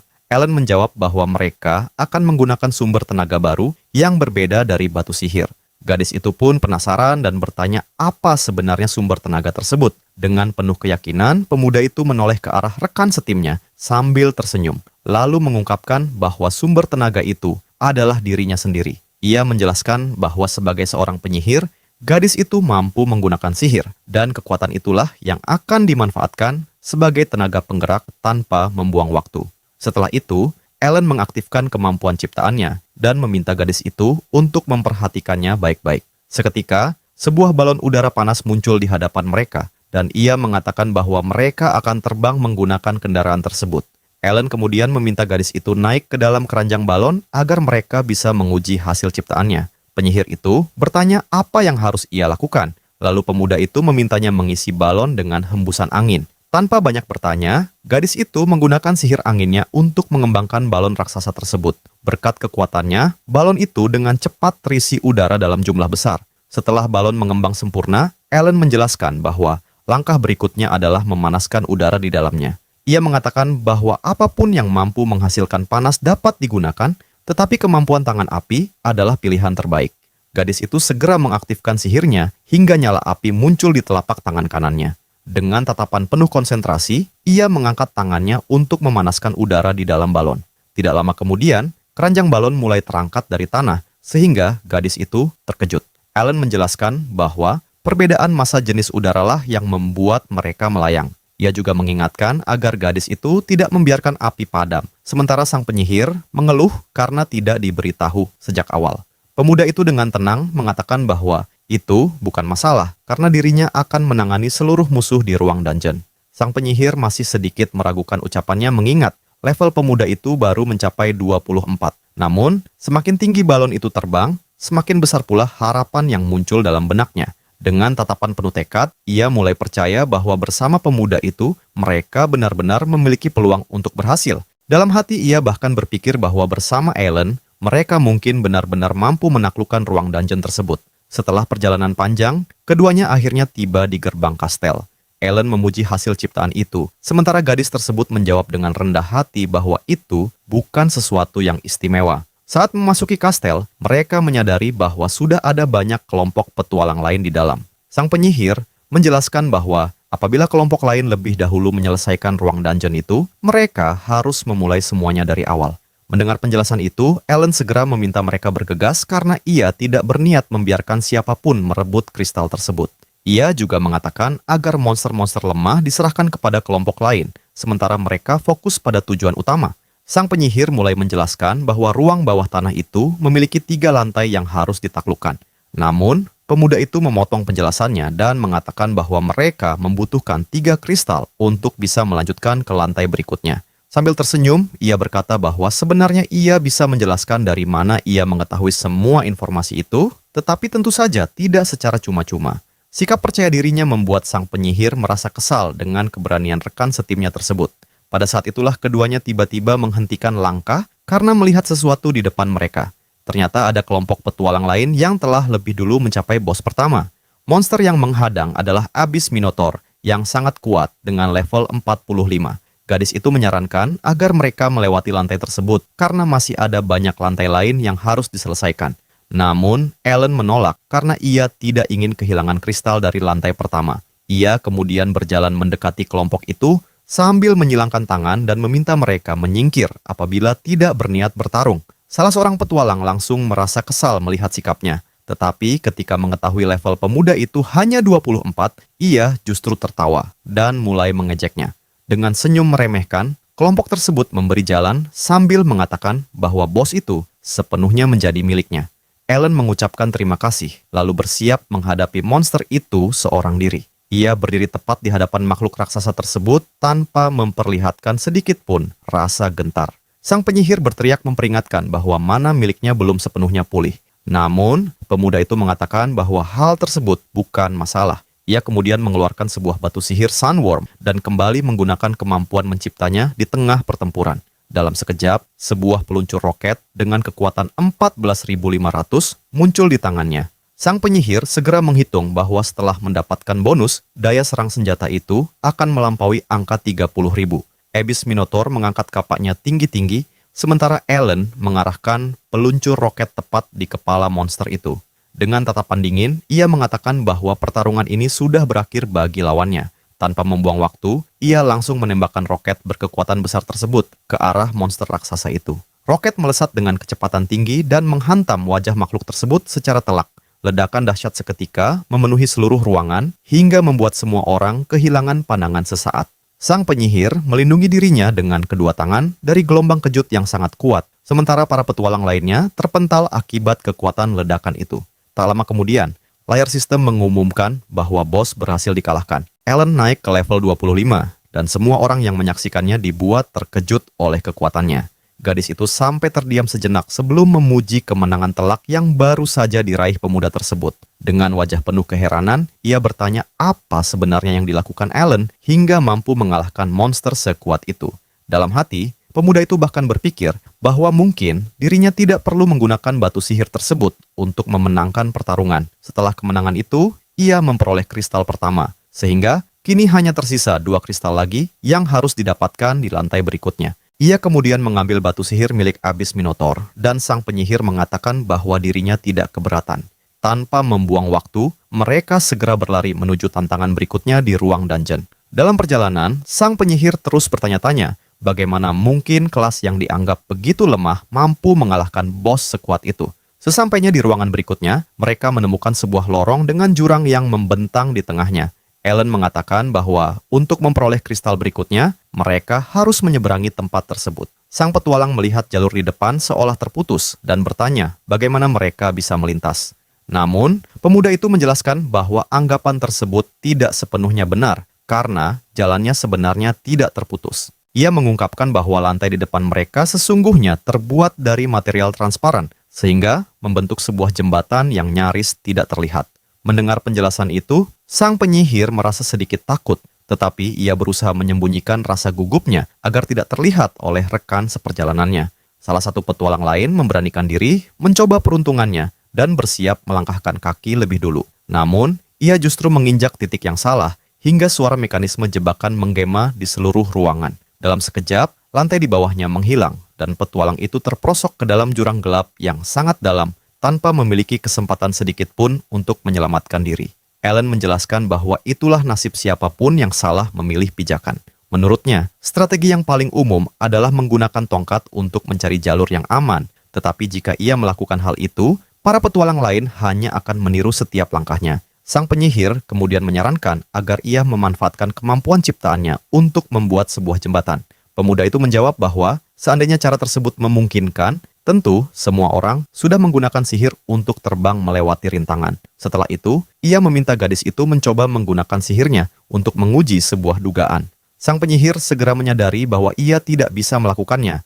Lalu pemuda itu menjelaskan bahwa kemampuan mereka memang sedang dibatasi di tempat tersebut. Dengan senyum penuh keyakinan, Ellen mengungkapkan bahwa masih ada cara lain untuk melewati rintangan itu. Gadis itu sama sekali belum memahami maksudnya dan hanya menatapnya dengan ekspresi penuh rasa penasaran. Mereka kemudian kembali menuju lorong jurang untuk menyelesaikan tantangan yang tersisa dengan hanya 2 kristal yang masih berada dalam genggaman. Keduanya bersiap menghadapi ujian terakhir di lantai tersebut. Ellen menjelaskan bahwa meskipun kemampuan menciptanya dibatasi, sistem penyimpanannya tetap dapat digunakan dengan normal. Tiba-tiba, sebuah kacamata penglihatan malam muncul di tangannya, dan ia mengatakan bahwa dirinya sudah mempersiapkan segala sesuatu untuk misi ini. Ia menyerahkan alat tersebut kepada Melissa, membuat gadis itu bertanya-tanya tentang kegunaannya. Ellen menjelaskan bahwa kacamata itu dibuat menggunakan batu kelelawar, sehingga mampu membantunya melihat sesuatu yang tidak terlihat oleh mata biasa. Melissa terkejut melihat kecerdasan Ellen dan bertanya kapan ia membuat alat tersebut. Ellen mengungkapkan bahwa ia merancangnya ketika Melissa sedang sibuk dan tidak memperhatikannya saat berada di balon udara. Hal itu membuat Melissa semakin kagum, terlebih karena ia sendiri tidak mengetahui cara kerja perangkap yang tersembunyi di balik alat tersebut. Ellen menjelaskan bahwa kacamata itu bekerja dengan mendeteksi cahaya inframerah sehingga mampu menangkap keberadaan jalur tersembunyi yang tidak bisa dilihat secara langsung. Berkat alat itu, Ellen akhirnya dapat melihat jalan dengan jelas. Ia mengatakan bahwa mereka bisa melanjutkan perjalanan dan Melissa memuji persiapan matang yang telah dilakukan olehnya. Namun, tiba-tiba, Ellen mengangkat gadis itu ke dalam pelukannya, membuat Melissa terkejut. Ellen hanya menjelaskan bahwa ia sedang menghemat waktu agar mereka bisa menyelesaikan ruang bawah tanah lebih cepat. Dengan teriakan panik, Melissa berpegangan erat padanya ketika Ellen mulai berlari. Ellen memperingatkannya agar tidak banyak berbicara, karena jika terus berteriak, ia bisa saja menggigit lidahnya sendiri. Sambil membawa Melissa dalam pelukannya, ia berlari dengan kecepatan tinggi melewati jalur tak terlihat tersebut. Para petualang lain terkejut melihat Ellen berlari di udara seolah tidak ada pijakan sama sekali. Melissa berteriak meminta agar ia memperlambat langkah dan lebih berhati-hati. Hanya dalam beberapa detik, mereka berhasil mencapai ujung lorong dan Melissa meminta waktu sejenak untuk berhenti. Di akhir lorong, jalur terbagi menjadi dua arah, membuat Melissa bertanya jalan mana yang benar. Ellen menjawab bahwa keduanya benar, karena masing-masing jalur memiliki kristal di ujungnya. Ia kemudian bertanya, apakah gadis itu sedang kesal terhadap sesuatu? Tetapi Melissa menyuruhnya diam. Ellen mengatakan bahwa sebenarnya ia ingin berpisah agar lebih cepat, tetapi ia khawatir dengan keselamatan Melissa. Karena itu, mereka memutuskan untuk tetap bersama, meskipun Melissa menerima keputusan tersebut dengan sedikit enggan. Ellen berpikir bahwa ia harus memastikan keselamatan gadis itu agar bisa mendapatkan informasi mengenai serangan yang sedang terjadi. Pada tantangan berikutnya, mereka menemukan sebuah lorong yang dipenuhi bilah tajam yang bergerak berbahaya. Melissa memperingatkan bahwa tempat itu sangat berisiko dan bertanya apa yang harus mereka lakukan. Ellen hanya tersenyum, lalu menciptakan sebuah alat dan mengatakan bahwa solusi untuk masalah itu sangat sederhana. Ia mulai menembakkan serangan dari alat tersebut dan menghancurkan semua bilah yang menghalangi jalan mereka. Melissa kemudian menyadari bahwa ia juga bisa menggunakan sihirnya untuk membantu, dan Ellen mengatakan bahwa kemampuan mereka juga dapat digunakan. Dengan senyum percaya diri, Melissa mengatakan bahwa tantangan itu akan menjadi mudah, lalu menciptakan sebuah penghalang sihir. Keduanya kemudian berlari melewati lorong tersebut sambil menghancurkan seluruh perangkap yang menghadang. Setelah melewati semua rintangan, mereka tiba di ruangan terakhir dan menemukan sebuah dinding raksasa dengan kristal yang berada di bagian paling atas. Melissa bertanya, apakah ada perangkap lain? Tetapi Ellen justru memintanya menyentuh dinding tersebut. Ketika menyentuh permukaannya, Melissa mengeluh karena dinding itu terlalu licin untuk dipanjat. Ia kemudian menyarankan agar Ellen menggunakan kemampuannya, dan Ellen tersenyum sambil mengatakan bahwa akhirnya ia mulai memahami kegunaan kemampuannya. Ia bahkan membanggakan betapa serbagunanya kelas perajin yang ia miliki dalam permainan tersebut. Melissa memintanya segera bertindak dan bertanya apakah ia akan menggunakan balon udara lagi. Ellen menjawab bahwa ia tidak perlu melakukannya, karena menggunakan balon untuk tempat seperti itu terlalu berlebihan. Ia kemudian mengaktifkan kemampuan penciptaannya. Sekali lagi, di tengah ruang bawah tanah, muncul sebuah benda aneh berbentuk kabin bergerak yang membuat Melissa kebingungan. Ellen menjelaskan bahwa benda itu adalah lift dan menekan tombol agar mereka dapat naik ke atas. Hanya dengan satu sentuhan, alat tersebut langsung bekerja dengan sempurna. Ia menjelaskan bahwa lift berfungsi untuk membawa orang dan barang naik maupun turun. Dalam sekejap, mereka mencapai puncak dinding. Kemudian Melissa mengambil kristal itu dengan hati-hati. Dengan kristal kedua berada di tangan, hanya tersisa satu kristal lagi untuk menuju lantai berikutnya. Ellen mengajak mereka melanjutkan perjalanan, tetapi Melissa meminta agar mereka menunggu sebentar. Di ruangan terakhir, mereka menemukan sebuah rawa luas yang dipenuhi racun berbahaya. Ellen memperingatkan bahwa racun di tempat itu sangat kuat dan dapat memberikan efek buruk pada tubuh. Melissa bertanya benda ciptaan apa yang akan digunakan untuk mengatasi masalah tersebut. Namun Ellen hanya tersenyum tanpa menjawab pertanyaan rekannya. Ia kembali menggunakan kemampuan penciptaannya dan bersiap membuat alat lain yang berguna. Tiba-tiba, sebuah perahu muncul, membuat Melissa terkejut karena tidak menyangka ia akan membuat sesuatu seperti itu. Ia merasa benda tersebut terlalu biasa dibandingkan perkiraannya. Lalu Ellen bertanya, apakah ia baru saja mengatakannya dengan suara keras? Melissa segera mengabaikannya dan berpikir bahwa ia mengharapkan sesuatu yang lebih misterius. Ellen mengatakan bahwa tidak perlu membuat semuanya menjadi rumit dan meminta Melissa naik ke perahu. Di dalam perahu, Melissa bertanya tentang dayung agar mereka bisa bergerak. Dengan senyum penuh kejahilan, Ellen mengatakan bahwa disinilah kerjasama tim diperlukan. Melissa tidak memahami maksudnya dan hanya menatapnya dengan bingung. Tidak lama kemudian, ia menyadari bahwa sihirnya akan digunakan sebagai tenaga pendorong perahu. Dengan ekspresi kesal, ia mengeluh karena hal itu memberikan tekanan besar kepadanya. Sementara perahu bergerak melintasi rawa, Ellen justru bersantai dengan kedua tangan berada di belakang kepala. Setelah berhasil melewati rawa beracun tersebut, mereka akhirnya mencapai kristal terakhir. Dengan 3 kristal sudah terkumpul, mereka berhasil menyelesaikan lantai pertama, ruang bawah tanah. Melissa mengatakan bahwa sebelumnya ia mengira tantangan itu mustahil, tetapi ternyata semuanya dapat diselesaikan dengan mudah. Ellen menjawab bahwa hal tersebut memang sudah sewajarnya. Ia kemudian kembali membanggakan kelas prajinnya dan mengatakan bahwa kelas tersebut adalah yang terkuat di antara semuanya. Setelah itu, ia berbalik dan mengajak menuju tantangan berikutnya. Namun Melissa mulai berpikir bahwa mungkin kelas prajin bukanlah yang paling kuat. Ia kemudian menyadari bahwa kekuatan sebenarnya bukan hanya berasal dari kelas yang dimiliki Ellen, melainkan dari dirinya sendiri. Meskipun mereka baru saling mengenal dalam waktu singkat, Melissa merasa yakin akan satu hal. Ia percaya bahwa Ellen suatu hari nanti akan menjadi petualang yang tercatat dalam sejarah. Beberapa menit kemudian, keduanya tiba di ruang perpindahan menuju lantai bawah berikutnya. Ellen menjelaskan bahwa dengan meletakkan kristal di atas altar, mereka dapat berpindah ke lantai selanjutnya. Melissa berkomentar bahwa Ellen tidak pernah tersesat dan seolah mengetahui segala sesuatu tentang kastel tersebut. Ellen hanya menjawab bahwa ia telah mempertaruhkan seluruh hidupnya untuk hal itu. Setelah itu, ia menempatkan ketiga kristal di atas altar dan ketiganya mulai bersinar terang. Sistem kemudian melakukan verifikasi terhadap kristal tersebut, lalu tubuh mereka dipindahkan menuju lantai tengah. Keduanya akhirnya tiba di pintu masuk lantai tengah yang memiliki suasana sangat berbeda dari sebelumnya. Ellen menjelaskan bahwa lantai tengah merupakan ruang bawah tanah dengan sistem yang berbeda. Ia kemudian membandingkan tempat tersebut seperti boneka Matryoshka yang memiliki lapisan di dalam lapisan lainnya. Tetapi Melissa hanya menatapnya dengan bingung karena tidak memahami maksud perbandingan tersebut. Ellen berjanji bahwa setelah mereka berhasil menaklukkan kastil, ia akan membuatkan benda itu untuk Melissa. Setelah itu, keduanya bersiap memasuki portal dan memulai tantangan baru. Namun, tiba-tiba Melissa menghentikannya dan memintanya menunggu sebentar. Ellen pun berbalik dan menatap rekan satu timnya dengan wajah penuh kebingungan, tidak mengerti alasan di balik sikapnya. Dengan tatapan serius, Melissa justru menantangnya untuk bertarung sebelum mereka melanjutkan perjalanan. Ia mengusulkan sebuah taruhan kecil sebelum eksplorasi mereka berlanjut. Ellen merasa sedikit penasaran dan bertanya mengenai maksud dari tantangan tersebut.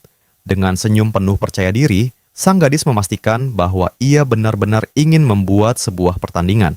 Ia menjelaskan bahwa lantai tengah dalam dungeon terbagi menjadi 2 bagian berbeda. Melissa kemudian memperingatkan bahwa di area pertama, mereka akan menghadapi kawanan besar monster lemah yang jumlahnya sangat banyak. Sambil menyalakan api sihir di tangannya, ia mengusulkan perlombaan untuk melihat siapa yang mampu mengalahkan musuh lebih banyak. Ellen menyilangkan tangannya dan mengeluh bahwa aturan pertandingan tersebut sangat menguntungkan pihak Melissa. Bagaimanapun juga, kelas milik rekannya memang berfokus pada serangan sihir area berskala besar, sementara senjata milik Ellen hanya dirancang untuk menyerang satu target dalam satu waktu. Namun, sang gadis justru menggoda rekannya dan bertanya apakah ia takut kalah dalam taruhan tersebut. Dengan meletakkan kedua tangannya di pinggang, ia menyatakan bahwa dirinya akan menunjukkan nilai sebenarnya dari kekuatannya.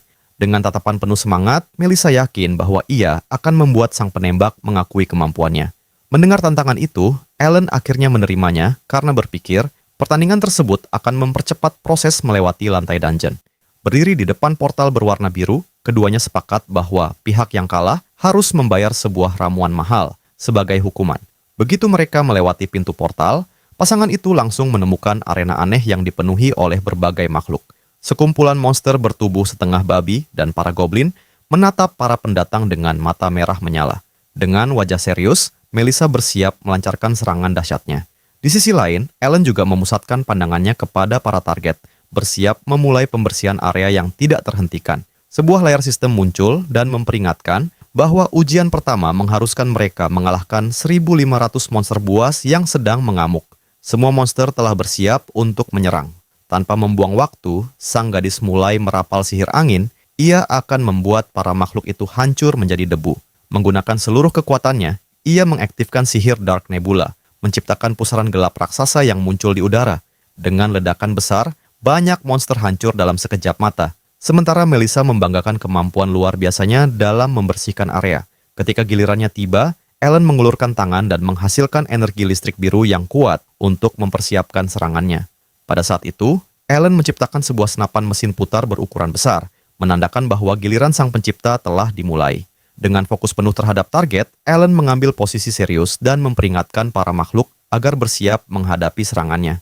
Tanpa menahan kekuatan, ia menarik pelatuk senjata raksasa tersebut, membuat hujan api dan peluru meluncur dengan kecepatan tinggi. Rentetan tembakan menghantam seluruh monster di arena, menghasilkan kerusakan besar dan menjatuhkan banyak musuh sekaligus. Kekuatan tembak yang luar biasa itu menembus para lawan tanpa kesulitan sedikit pun, menghapus mereka dari area dalam waktu singkat. Melihat hasil serangan besar tersebut, Melissa hanya bisa terdiam karena terkejut. Ia menyadari bahwa tingkat kerusakan dan kecepatan tembakan senjata berat itu hampir berada di luar batas normal. Ellen kemudian menjelaskan bahwa kelemahan senjata tersebut adalah pergerakannya yang buruk, tetapi kemampuan menghabisi musuh dalam jumlah besar benar-benar sempurna. Namun, sang gadis menolak menyerah. Ia menjadi semakin kesal karena hampir kehilangan keunggulannya dalam bidang yang selama ini menjadi spesialisasinya. Beberapa menit kemudian, papan skor akhirnya muncul. Hasilnya menunjukkan bahwa Ellen berhasil mendapatkan 800 kemenangan, memastikan dirinya menjadi pemenang atas rekannya sendiri. Namun, Melissa tetap diam dengan rasa kecewa karena kalah tepat dalam bidang pertarungan yang paling ia kuasai. Dengan ekspresi tenang, Ellen mencoba menghibur rekannya dengan mengatakan bahwa pertandingan tersebut sebenarnya berlangsung sangat sengit dan hasilnya hampir seimbang. Dalam kondisi sangat lelah, Melissa hanya terbaring di lantai sementara Ellen berjalan melewatinya dan mengatakan bahwa ia telah memilih lawan yang salah untuk ditantang. Saat menatap Ellen, akhirnya ia menyadari bahwa pemuda di hadapannya bukanlah petualang biasa, melainkan seseorang dengan kemampuan yang sangat berbeda dari kebanyakan orang. Melanjutkan perjalanan lebih jauh ke dalam dungeon, keduanya akhirnya mencapai lantai kedua. Di sana, Ellen memperingatkan bahwa pertarungan berikutnya akan menghadapkan mereka pada seorang bos dungeon. Dengan fokus terhadap tujuan akhir, Ellen menilai bahwa mereka sudah semakin dekat untuk mendapatkan bola naga kuat yang mereka cari. Sedikit tersipu, sang gadis mengakui bahwa menjelajahi tempat berbahaya seperti itu terasa terlalu mudah ketika dilakukan bersamanya. Sementara itu, Ellen tetap menatap lurus ke depan dan mempersiapkan mentalnya untuk menghadapi pertarungan besar berikutnya. Berdiri saling menatap ke depan, keduanya menghadapi cahaya biru kuat yang muncul di depan mereka. Ellen memperingatkan bahwa musuh mereka akhirnya telah datang. Tiba-tiba, sebuah kaki besar dengan cakar tajam menghantam tanah dengan keras hingga menyebabkan debu berterbangan ke segala arah. Bos lantai tersebut akhirnya muncul, berupa ogre ungu besar yang menunggangi makhluk menyerupai singa raksasa. Sebuah panel informasi muncul dan mengungkapkan bahwa makhluk utama itu adalah Crystal Ogre level 50 dengan aura yang sangat mengintimidasi. Sementara itu, tunggangannya adalah Crystal Manticore level 50 yang juga memiliki mata merah menyala. Melissa terkejut melihat pasangan monster tersebut, sementara Ellen menyadari bahwa keduanya memiliki pola serangan yang sangat terkoordinasi. Sang gadis kemudian mengatakan bahwa mereka harus memisahkan kedua makhluk itu, tetapi rekannya memiliki pendapat berbeda. Ellen langsung mengaktifkan kemampuan penciptaannya. Dengan senyum percaya diri, Ellen menciptakan sebuah peluncur roket dan menyatakan bahwa ia akan menghantam keduanya sekaligus. Melissa langsung mengenali senjata tersebut sebagai senjata yang sebelumnya berhasil mengalahkan bos dalam satu serangan, membuat matanya bersinar penuh harapan. Namun, ketika melihat statistik senjata itu, sang gadis menyadari bahwa kekuatan serangannya hanya mencapai 16.000, jauh lebih rendah dibandingkan sebelumnya. Ellen menjelaskan bahwa senjata tersebut adalah versi biasa, tetapi satu serangan tepat sasaran masih cukup untuk memastikan kemenangan. Sebuah penjelasan sistem menunjukkan bahwa ciptaan yang menggunakan batu sihir memang memiliki kekuatan besar, tetapi hanya dapat digunakan sekali sebelum rusak. Karena itu, mereka tidak memiliki waktu untuk terus berbicara. Kedua monster tersebut kemudian menatap para petualang dengan tatapan penuh ancaman. Setelah itu, mereka melompat ke arah keduanya dengan kecepatan luar biasa, bersiap melancarkan serangan. Melihat situasi tersebut, Ellen segera memberikan perintah kepada rekannya untuk membekukan seluruh permukaan arena. Meskipun terkejut dengan permintaan mendadak itu, Melissa tetap mempercayainya. Ia segera menurunkan kedua tangannya ke tanah dan mulai menggunakan kekuatan sihirnya untuk membekukan medan pertempuran. Sebuah jalur es raksasa terbentuk dan melaju dengan kecepatan tinggi menuju dua pemimpin monster tersebut. Ellen menyadari bahwa Manticore memiliki kelincahan yang luar biasa, sehingga serangan langsung dari depan akan dengan mudah dihindari. Karena itu, ia menyusun rencana untuk memaksa makhluk tersebut berada dalam kondisi di mana ia tidak lagi memiliki kesempatan untuk mengelak. Namun, sebelum tubuhnya menyentuh permukaan es yang membeku, monster itu justru melompat melewati jalur es tersebut. Dengan lompatan yang mengagumkan, monster itu melayang tinggi ke udara dan mengejutkan mereka berdua. Akan tetapi, Ellen hanya memberikan senyum penuh keyakinan, karena menurutnya, gerakan itu justru berjalan sempurna sesuai dengan rencananya. Ia berpikir bahwa tanpa sayap, musuh tidak akan mampu memanfaatkan kelincahannya di udara, sehingga menjadi sasaran yang mudah. Dengan bidikan yang sangat tepat, Ellen meluncurkan misilnya dengan kekuatan dahsyat. Terkejut dengan serangan mendadak itu, monster ogre membuka matanya saat melihat proyektil melaju ke arahnya. Dalam keadaan terdesak, monster ungu itu melakukan tindakan tak terduga untuk menyelamatkan diri.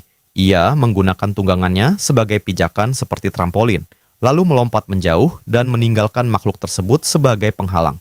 Kedua petualang itu terkejut melihat kecerdasan sang pemimpin monster yang rela mengorbankan sekutunya demi bertahan hidup. Sebuah ledakan besar mengguncang udara ketika roket akhirnya mengenai Manticore. Ellen pun terkejut karena gerakan seperti itu seharusnya tidak mungkin dilakukan dalam permainan, sebab monster tersebut berhasil memanfaatkan momentum lompatannya. Setelah itu, ogre bersiap melancarkan serangan dahsyat dari atas. Ellen menatap makhluk yang sedang jatuh mendekat dan menyadari bahaya besar yang akan segera tiba. Tiba-tiba, monster itu menghantam turun dengan kekuatan luar biasa ke arah Ellen yang berdiri di tanah. Melissa panik dan berteriak agar dia segera menjauh dari serangan tersebut. Tetapi Ellen tetap berdiri tanpa bergerak sedikit pun, sama sekali tidak menunjukkan rasa takut. Melissa berpikir bahwa level Ellen masih rendah dan tanpa perlindungan pelindung, serangan tersebut pasti akan memberikan dampak besar. Karena itu, Melissa segera berlari untuk menggantikan posisi rekannya dan menerima serangan tersebut. Ogre turun dengan tongkat besar yang menyala merah, siap menghantam Ellen dengan kekuatan penuh. Namun, Melissa menyadari bahwa dirinya tidak akan sempat mencapai lokasi tersebut tepat waktu untuk menyelamatkannya. Makhluk itu semakin mendekat, membuat keadaan terlihat seperti akhir dari perjuangan Ellen. Dalam kepanikan, Melissa mengulurkan tangannya, berusaha meraih rekannya. Serangan itu hanya berjarak beberapa langkah dari tubuh Ellen, tetapi ia masih tetap diam di tempat. Ellen kemudian berpikir bahwa strategi menggunakan tunggangan sebagai pijakan memang tidak terduga, tetapi ia sebenarnya sudah memperhitungkan kemungkinan itu sejak awal. Cahaya kuning mulai bersinar dari laras senjatanya, menandakan bahwa sesuatu besar akan segera terjadi. Dengan senyum percaya diri, Ellen mengungkapkan bahwa seluruh situasi ini berjalan tepat seperti perhitungannya. Setelah senjatanya kembali siap digunakan, ia menembakkan misil kedua langsung ke arah wajah ogre. Rekannya segera melindungi diri dari gelombang kejut besar yang muncul akibat ledakan kedua tersebut. Ketika asap mulai menghilang, Ellen merasa lega melihat hasil akhir pertarungan. Sebuah layar sistem muncul dan menunjukkan bahwa Ellen berhasil naik ke level 26. Melissa masih kebingungan karena sebelumnya ia yakin Ellen sudah tidak memiliki amunisi untuk serangan tersebut.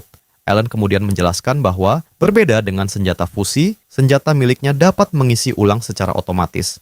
Ia mengakui bahwa situasinya sangat berbahaya dan dirinya akan kalah jika proses pengisian ulang tidak selesai tepat waktu.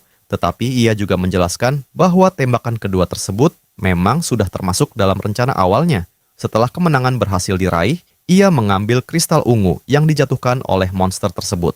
Dengan kemenangan itu, ia mengatakan bahwa kini mereka hanya membutuhkan kristal naga kuat untuk menyelesaikan ruang bawah tanah tersebut. Melissa menyadari bahwa selama ini ia telah melihat banyak petualang yang hanya mengandalkan kekuatan besar, tetapi belum pernah menemukan seseorang yang memiliki ketenangan, keyakinan, dan kendali diri seperti rekannya. Ia akhirnya memahami alasan mengapa banyak pihak ingin menyingkirkan Ellen. Tidak lama kemudian, mereka berdua tiba di depan pintu masuk besar menuju lantai atas. Melissa bersiap menghadapi pertarungan terakhir dan mencoba mendorong pintu raksasa tersebut. Tetapi Ellen memperingatkan bahwa pintu itu hanya hiasan belaka. Mendengar hal itu, Wanita muda tersebut terlihat bingung. Ellen menjelaskan bahwa lantai ini menggunakan portal teleportasi untuk masuk, tetapi saat ini portal tersebut tidak berada di tempatnya. Dengan wajah serius, Ellen menyadari bahwa hal itu berarti seseorang sudah berada di dalam ruangan tersebut. Melissa mulai merasa khawatir dan perlahan memahami situasi rumit yang mereka hadapi. Ia kemudian bertanya, apakah kelompok lain sedang menghadapi pemimpin monster di dalam sana, dan Ellen mengangguk membenarkan dugaannya. Melissa menjadi semakin cemas dan mengatakan bahwa jika kelompok lain berhasil menang, perjuangan mereka selama ini akan menjadi sia-sia. Namun, Ellen duduk di lantai dan mengatakan bahwa kepanikan tidak akan membantu, sehingga mereka harus menyusun strategi terlebih dahulu. Ia kemudian menjelaskan bahwa kristal naga, pemimpin monster kelas epik, memiliki serangan yang sangat berbahaya. Melissa langsung terkejut karena tidak menyangka lawan mereka berada dalam kelas epik. Sebuah diagram menjelaskan bahwa kelas epik berada di tingkat yang jauh lebih tinggi dengan kemampuan khusus dan statistik unik yang melampaui monster biasa. Ellen menjelaskan bahwa naga tersebut memiliki serangan besar serta batas kerusakan untuk melindungi dirinya. Ia menerangkan bahwa batas kerusakan itu mampu meniadakan serangan yang melampaui nilai tertentu. Melissa akhirnya memahami bahwa kekuatan senjata besar milik rekannya tidak akan berguna sepenuhnya, dan Ellen membenarkan pemikiran tersebut. Karena alasan itu, ia ingin membuat strategi pertempuran khusus. Lalu Melissa bertanya apa perannya dalam rencana tersebut. Ellen menjelaskan bahwa di ruangan pemimpin monster nanti, banyak monster kecil akan muncul secara bersamaan.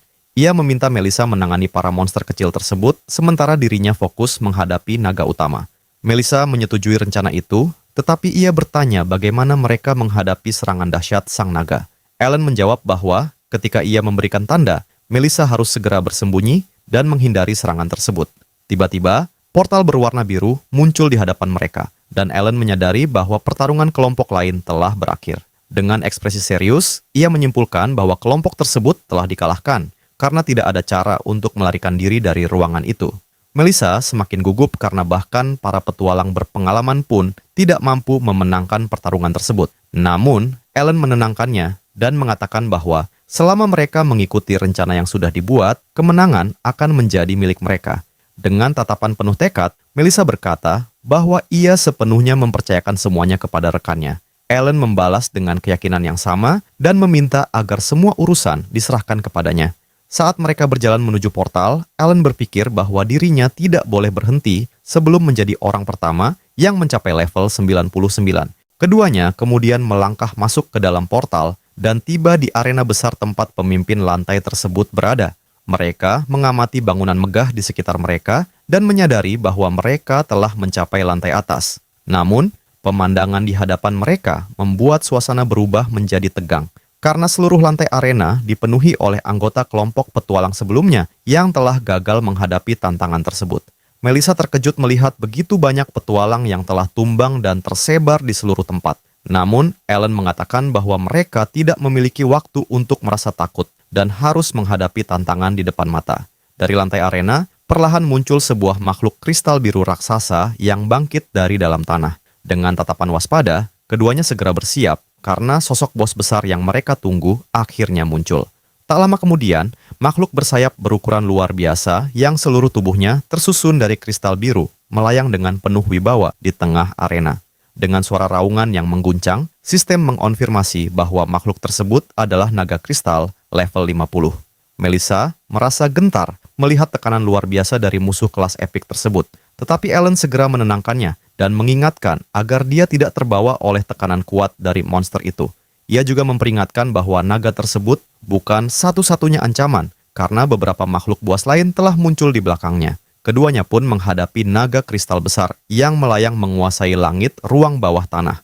Ellen menciptakan sebuah senjata mesin dan meminta rekannya menangani para monster kecil, sementara dirinya akan menghadapi sang bos. Tanpa membuang waktu, ia langsung melepaskan rentetan tembakan ke arah naga tersebut. Makhluk raksasa itu meraung penuh amarah saat terkena serangan proyektil dari senjata tersebut. Dalam pikirannya, Ellen menyadari bahwa senjata mesin ini sangat cocok untuk menghadapi musuh dengan batas kerusakan tertentu. Melissa merasa kagum melihat rekannya mampu menekan bos kelas epik dengan begitu percaya diri. Ellen berpikir bahwa meskipun lawannya sangat kuat, tidak ada alasan untuk takut selama mereka memahami cara menghadapinya. Dengan tatapan penuh tekad, Melissa meminta agar mereka terus memanfaatkan keuntungan tersebut. Namun, sesuatu yang tidak terduga terjadi. Saat Ellen terus menembak, Melissa menggunakan kekuatannya untuk menghadapi monster-monster lainnya. Tiba-tiba, senjata mesin berhenti bekerja, dan Ellen menyadari bahwa persediaan amunisinya telah habis. Melihat kesempatan tersebut, makhluk kristal itu mengangkat kepalanya dan bersiap melancarkan serangan. Dengan mata terbuka lebar, Ellen langsung mengenali gerakan musuhnya. Ia berteriak memperingatkan rekannya untuk mundur karena serangan terkuat akan segera dilepaskan. Naga kristal itu membuka mulutnya dan mulai mengumpulkan energi gelap berbentuk bola besar. Tanpa ragu, monster tersebut melepaskan semburan api gelap yang sangat kuat dan menghancurkan. Ellen segera berlutut dan mengaktifkan kemampuan penciptaannya untuk bertahan dari serangan tersebut. Dengan menyentuh tanah, sebuah dinding logam raksasa mulai muncul tepat di depan mereka. Berlindung di balik perlindungan itu, Melissa terkejut melihat sebuah perisai muncul secara tiba-tiba.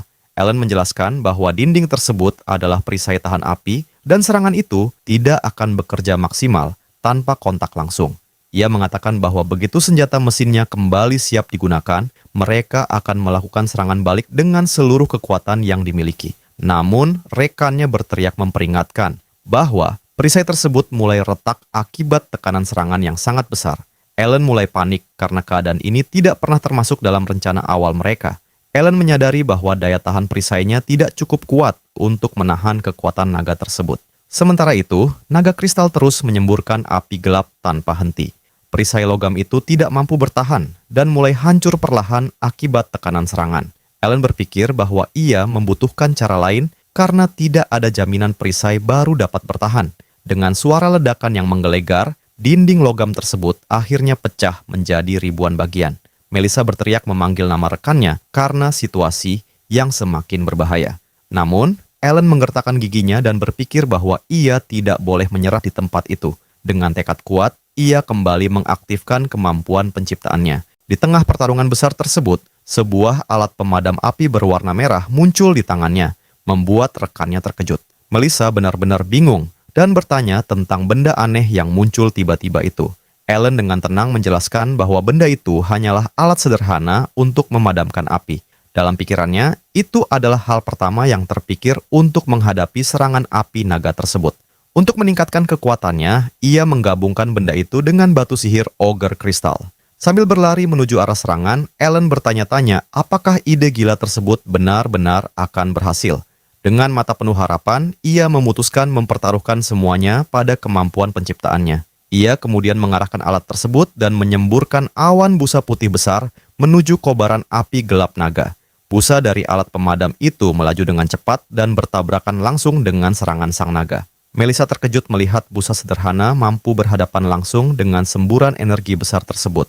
Naga kristal terus melepaskan serangan api gelapnya dengan kekuatan penuh. Kedua serangan itu bertabrakan dengan kekuatan luar biasa hingga menciptakan gelombang tekanan besar yang mengguncang arena. Ellen berteriak menahan tekanan sambil terus menyemprotkan busa pemadam api. Perlahan, busa putih tersebut mulai mendorong kembali dan menetralisir api gelap milik naga. Pada akhirnya, serangan terkuat sang naga berhasil dinetralisir sepenuhnya, membuat makhluk kristal itu terkejut.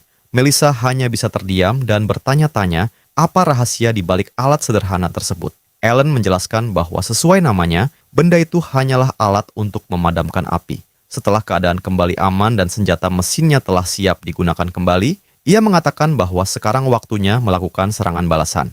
Tanpa membuang satu detik pun, Ellen kembali menembakkan senjata mesinnya. Tubuh naga kristal terkena banyak tembakan dan bar kesehatannya mulai berkurang. Melissa tersenyum gembira karena rencana mereka berjalan dengan sempurna. Naga tersebut meraung kesakitan dan mundur beberapa langkah, sementara keduanya terus mengawasi pergerakannya dengan hati-hati. Ellen kemudian meminta rekannya mengabaikan monster-monster lemah agar mereka dapat mengalahkan bos tersebut bersama-sama. Melissa menyetujui rencana tersebut dengan tatapan penuh tekad. Ia mengaktifkan sihirnya dan menciptakan lingkaran energi merah untuk membantu serangan mereka. Di sisi lain, Ellen terus menghujani naga kristal dengan tembakan senjata mesin dalam kekuatan penuh. Serangan gabungan mereka menghasilkan kerusakan besar, membuat kesehatan naga terus menurun drastis. Tubuh kristal makhluk itu mulai retak dan hancur sedikit demi sedikit hingga kekuatannya berada di titik terendah. Dengan satu serangan terakhir yang sangat kuat, sang bos akhirnya pecah. dan sistem mengumumkan kemenangan besar mereka. Setelah kemenangan itu, keduanya naik tingkat, dan Melissa mengeluh bahwa rekannya sepertinya masih menahan sebagian kekuatannya. Ellen mengatakan bahwa hal tersebut tidak penting, karena yang terpenting adalah mereka berhasil memenangkan pertarungan. Ia kemudian berlutut untuk mengambil batu sihir berharga dari naga besar yang telah dikalahkan. Melissa lalu bertanya tentang orb naga yang menjadi tujuan utama misi mereka. Ellen menunjuk sebuah peti harta besar yang muncul di tengah ruangan. Ia menjelaskan bahwa peti tersebut muncul setelah bos berhasil dikalahkan, dan Melissa segera membukanya untuk melihat benda yang mereka cari. Di dalamnya terdapat orb naga giok legendaris yang memancarkan cahaya merah terang. Melissa mengambil benda epik tersebut dan merayakan keberhasilan mereka menyelesaikan ruang bawah tanah. Namun, tiba-tiba Ellen menghentikannya dengan tatapan dingin dan penuh misteri. Pada saat itu, ia mengarahkan senjatanya ke arah kepala Melissa, membuatnya kebingungan dengan tindakan mendadak itu. Ellen menjelaskan bahwa dengan mengambil orb tersebut, misi akan berakhir dan mereka akan segera dipindahkan keluar dari tempat itu. Dengan wajah tegang, Melissa menatap rekannya, menunggu apa yang akan dilakukan selanjutnya. Kemudian, Ellen bertanya, apakah dia sudah melupakan kesepakatan yang telah mereka buat sebelumnya. Ellen menuntut Melissa untuk mengungkapkan siapa dalang yang mengirim para penyerang demi menyingkirkannya. Melissa akhirnya setuju untuk menceritakan semua yang diketahuinya, tetapi ia meminta agar senjata berbahaya yang diarahkan kepadanya segera diturunkan. Mendengar permintaan itu, Ellen perlahan menurunkan senjatanya, membuat wanita tersebut menghela napas lega karena suasana yang sebelumnya penuh tekanan mulai sedikit mereda. Ia kemudian bersiap mengungkap identitas pihak yang menginginkan kepergian Ellen dari cerita ini. Di ruangan kosong yang sunyi, keduanya saling menatap, menunggu jawaban besar mengenai siapa dalang sebenarnya di balik semua kejadian tersebut. Namun, di luar dugaan, Melissa justru mengatakan bahwa dirinya tidak mengetahui secara pasti siapa orang yang memberikan perintah tersebut. Mendengar jawaban tak terduga dari rekannya, Ellen terkejut sekaligus merasa sangat kesal. Dalam amarahnya, ia kembali mengarahkan senjata ke arahnya, membuat Melissa segera meminta agar dirinya lebih tenang. Melissa kemudian menjelaskan bahwa ia memang belum mengetahui identitas pelaku secara langsung, tetapi ia memiliki dugaan kuat mengenai organisasi yang berada di balik semua ini dan telah mengumpulkan informasi penting. Mendengar penjelasan tersebut, Ellen mulai memikirkan perkataan rekannya, lalu perlahan menghela napas dengan perasaan yang sedikit lebih lega. Ia akhirnya setuju untuk mendengarkan lebih lanjut dan mengatakan bahwa ia akan membiarkan masalah itu berlalu jika informasi yang diberikan benar-benar berguna baginya.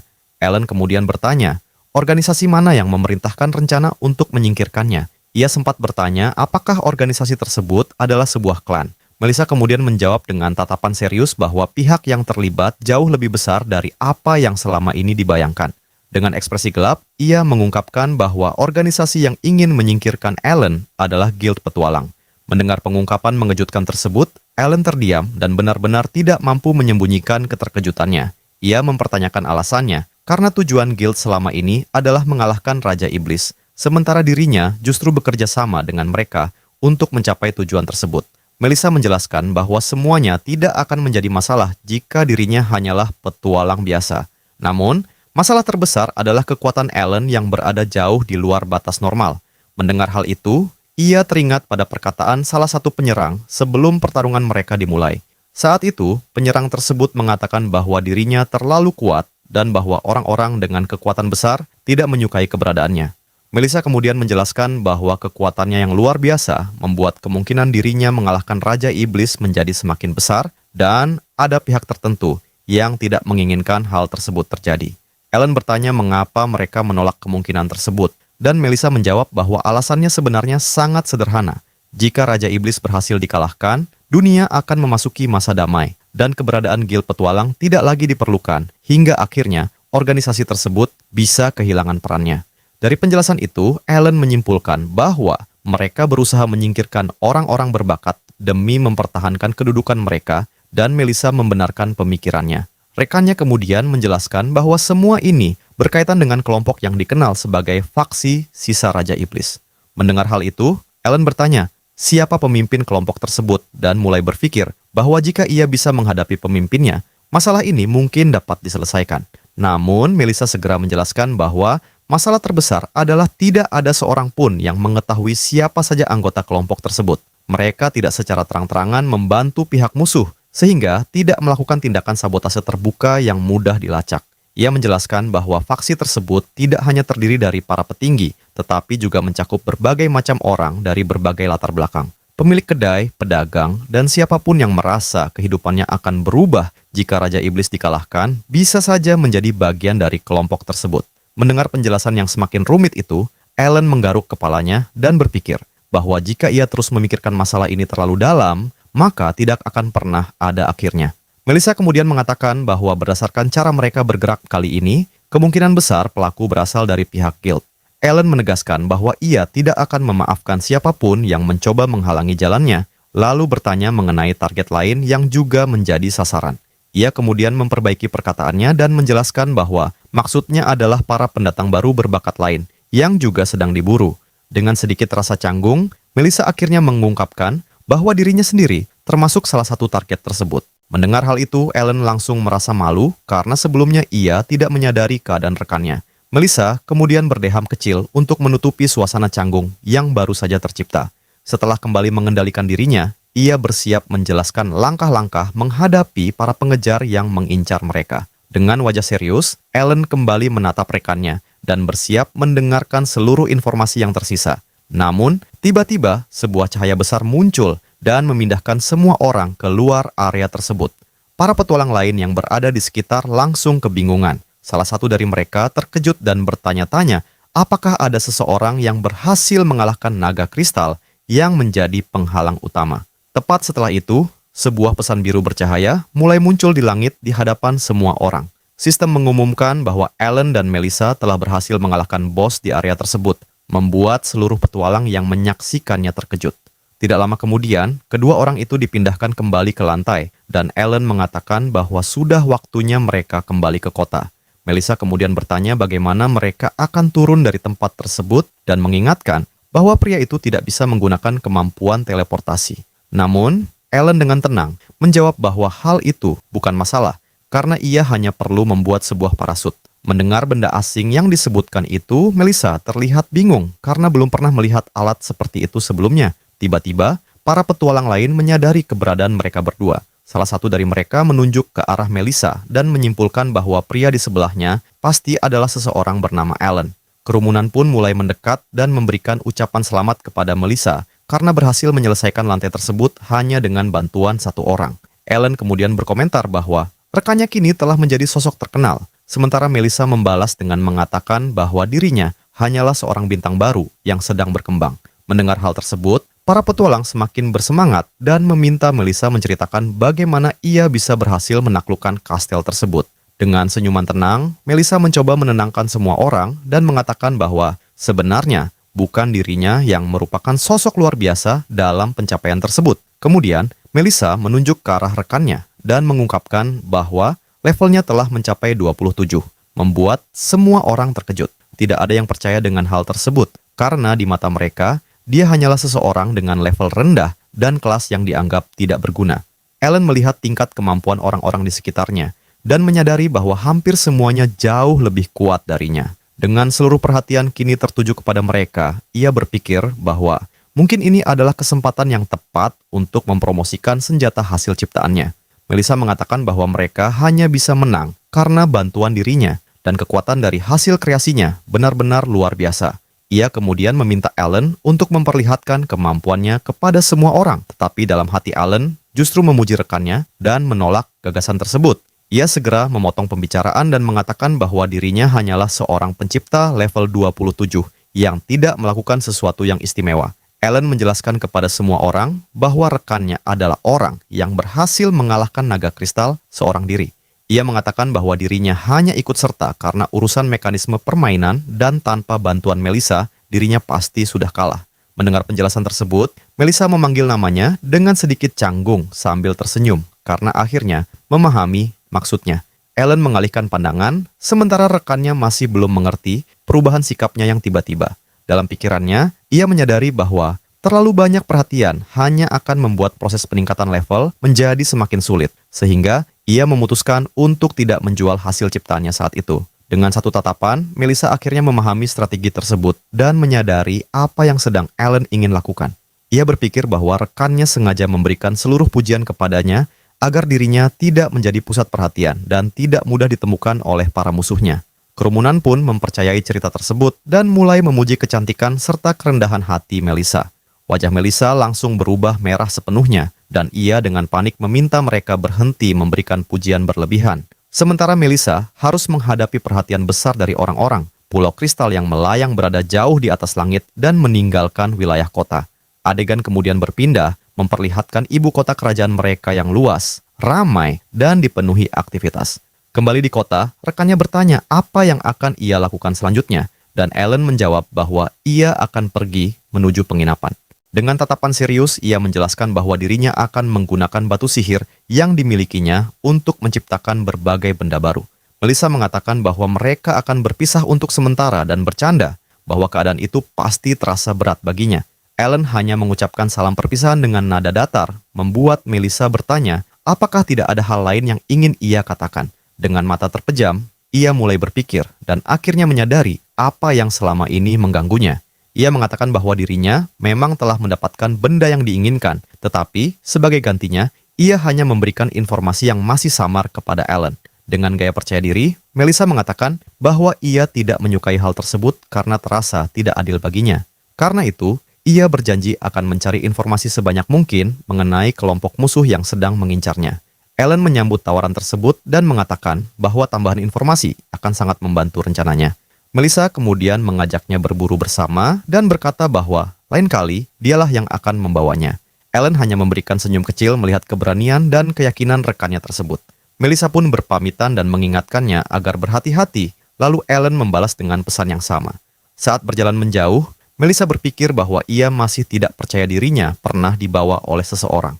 Ia masih terkejut mengingat bahwa pria itu hanyalah seorang pencipta level 27. Ia kemudian menciptakan bola api dan bertanya-tanya apakah dirinya bisa menjadi sekuat pria tersebut jika benar-benar menguasai kelasnya. Namun tiba-tiba, ekspresinya berubah ketika ia merasakan sesuatu yang aneh di udara sekitar mereka. Saat berjalan menyusuri jalan kota, Melissa merasakan niat bermusuhan yang kuat datang dari suatu tempat. Dari sebuah jendela muncul seorang penyerang bertopeng yang membawa busur dan anak panah. Mata Melissa membesar ketika menyadari adanya ancaman yang segera terjadi di sekitar mereka. Tanpa ragu, musuh tersebut mengarahkan panahnya tepat kepada Ellen yang tidak menyadari bahaya yang mendekat. Rekannya berteriak memanggil namanya ketika panah itu melesat dengan kecepatan tinggi ke arahnya. Serangan tersebut hampir mencapai wajah Ellen yang sama sekali tidak mengetahui adanya bahaya tersebut. Namun pada detik terakhir, sebuah penghalang hijau muncul secara tiba-tiba dan berhasil menahan panah tersebut. Sang penyerang terkejut melihat serangan rahasianya gagal. Melissa melihat ke arah atap dan menyadari bahwa para musuh telah melarikan diri dari tempat itu. Ia segera berlari menghampiri rekannya dan bertanya apakah dirinya baik-baik saja setelah kejadian mengejutkan tersebut. Ellen menjawab bahwa ia tidak pernah menyangka akan mendapat serangan di dalam wilayah ibu kota. Ia kemudian mengeluh bahwa para musuhnya semakin nekat dan kini dirinya bahkan tidak bisa berjalan sendirian dengan tenang. Melissa mengatakan bahwa itulah alasan mengapa ia harus mengajarinya cara menghadapi para penyerang tersembunyi dan Ellen setuju untuk mencobanya. Melissa lalu menawarkan perlindungan kepadanya dengan bayaran tertentu, tetapi Ellen menolak dan mengatakan bahwa ia akan mengurus semuanya sendiri karena biaya tersebut terdengar mahal. Melissa terlihat sedikit kecewa, tetapi tetap memperingatkannya agar tidak melakukan sesuatu yang ceroboh dan meminta dirinya untuk mengandalkan bantuan rekannya. Sambil tersenyum, ia mengatakan bahwa sekarang mereka adalah anggota dari kelompok yang sama. Ellen mengulangi perkataannya dan tampak mulai memikirkan arti dari hubungan tersebut. Ketika ditanya apakah ia memiliki masalah dengan hal itu, Ellen hanya menggelengkan kepala dengan wajah serius. Melissa memperingatkan bahwa ia tidak akan memaafkannya jika sampai jatuh karena serangan musuh. Dengan senyum penuh keyakinan, Ellen mengatakan bahwa dirinya tidak akan tumbang sebelum mencapai level 999. Melissa tersenyum kecil mendengar jawaban penuh percaya diri dari rekannya. Ia kemudian melambaikan tangan dan mengucapkan selamat tinggal kepada Ellen yang mulai berjalan pergi. Ellen sempat menoleh kembali dengan ekspresi penuh pemikiran. Ia teringat masa ketika dirinya hanya berfokus meningkatkan level seorang diri dalam sebuah permainan. Dahulu ia merasa bahwa bermain sendirian jauh lebih mudah, tetapi sebuah kenangan tiba-tiba muncul dalam pikirannya. Dari sana, ia mulai berpikir bahwa memiliki teman perjalanan mungkin tidak seburuk yang selama ini ia bayangkan. Kembali ke masa kini, ia menghela napas dan merasa bahwa perasaan seperti itu bukanlah dirinya yang biasanya. Namun untuk saat ini, ia memutuskan bahwa hal terpenting adalah menyelesaikan masalah mengenai para penyerang tersebut. Keesokan paginya, Ellen berjalan melewati jalanan kota yang masih sangat sepi. Dalam pikirannya, ia tidak pernah membayangkan akan memiliki urusan dengan tempat seperti ini, tetapi keadaan memaksanya untuk datang. Dengan tatapan penuh tekad, ia tiba di depan Asosiasi Klan Agung. Ellen menatap bangunan besar tersebut dengan ekspresi serius.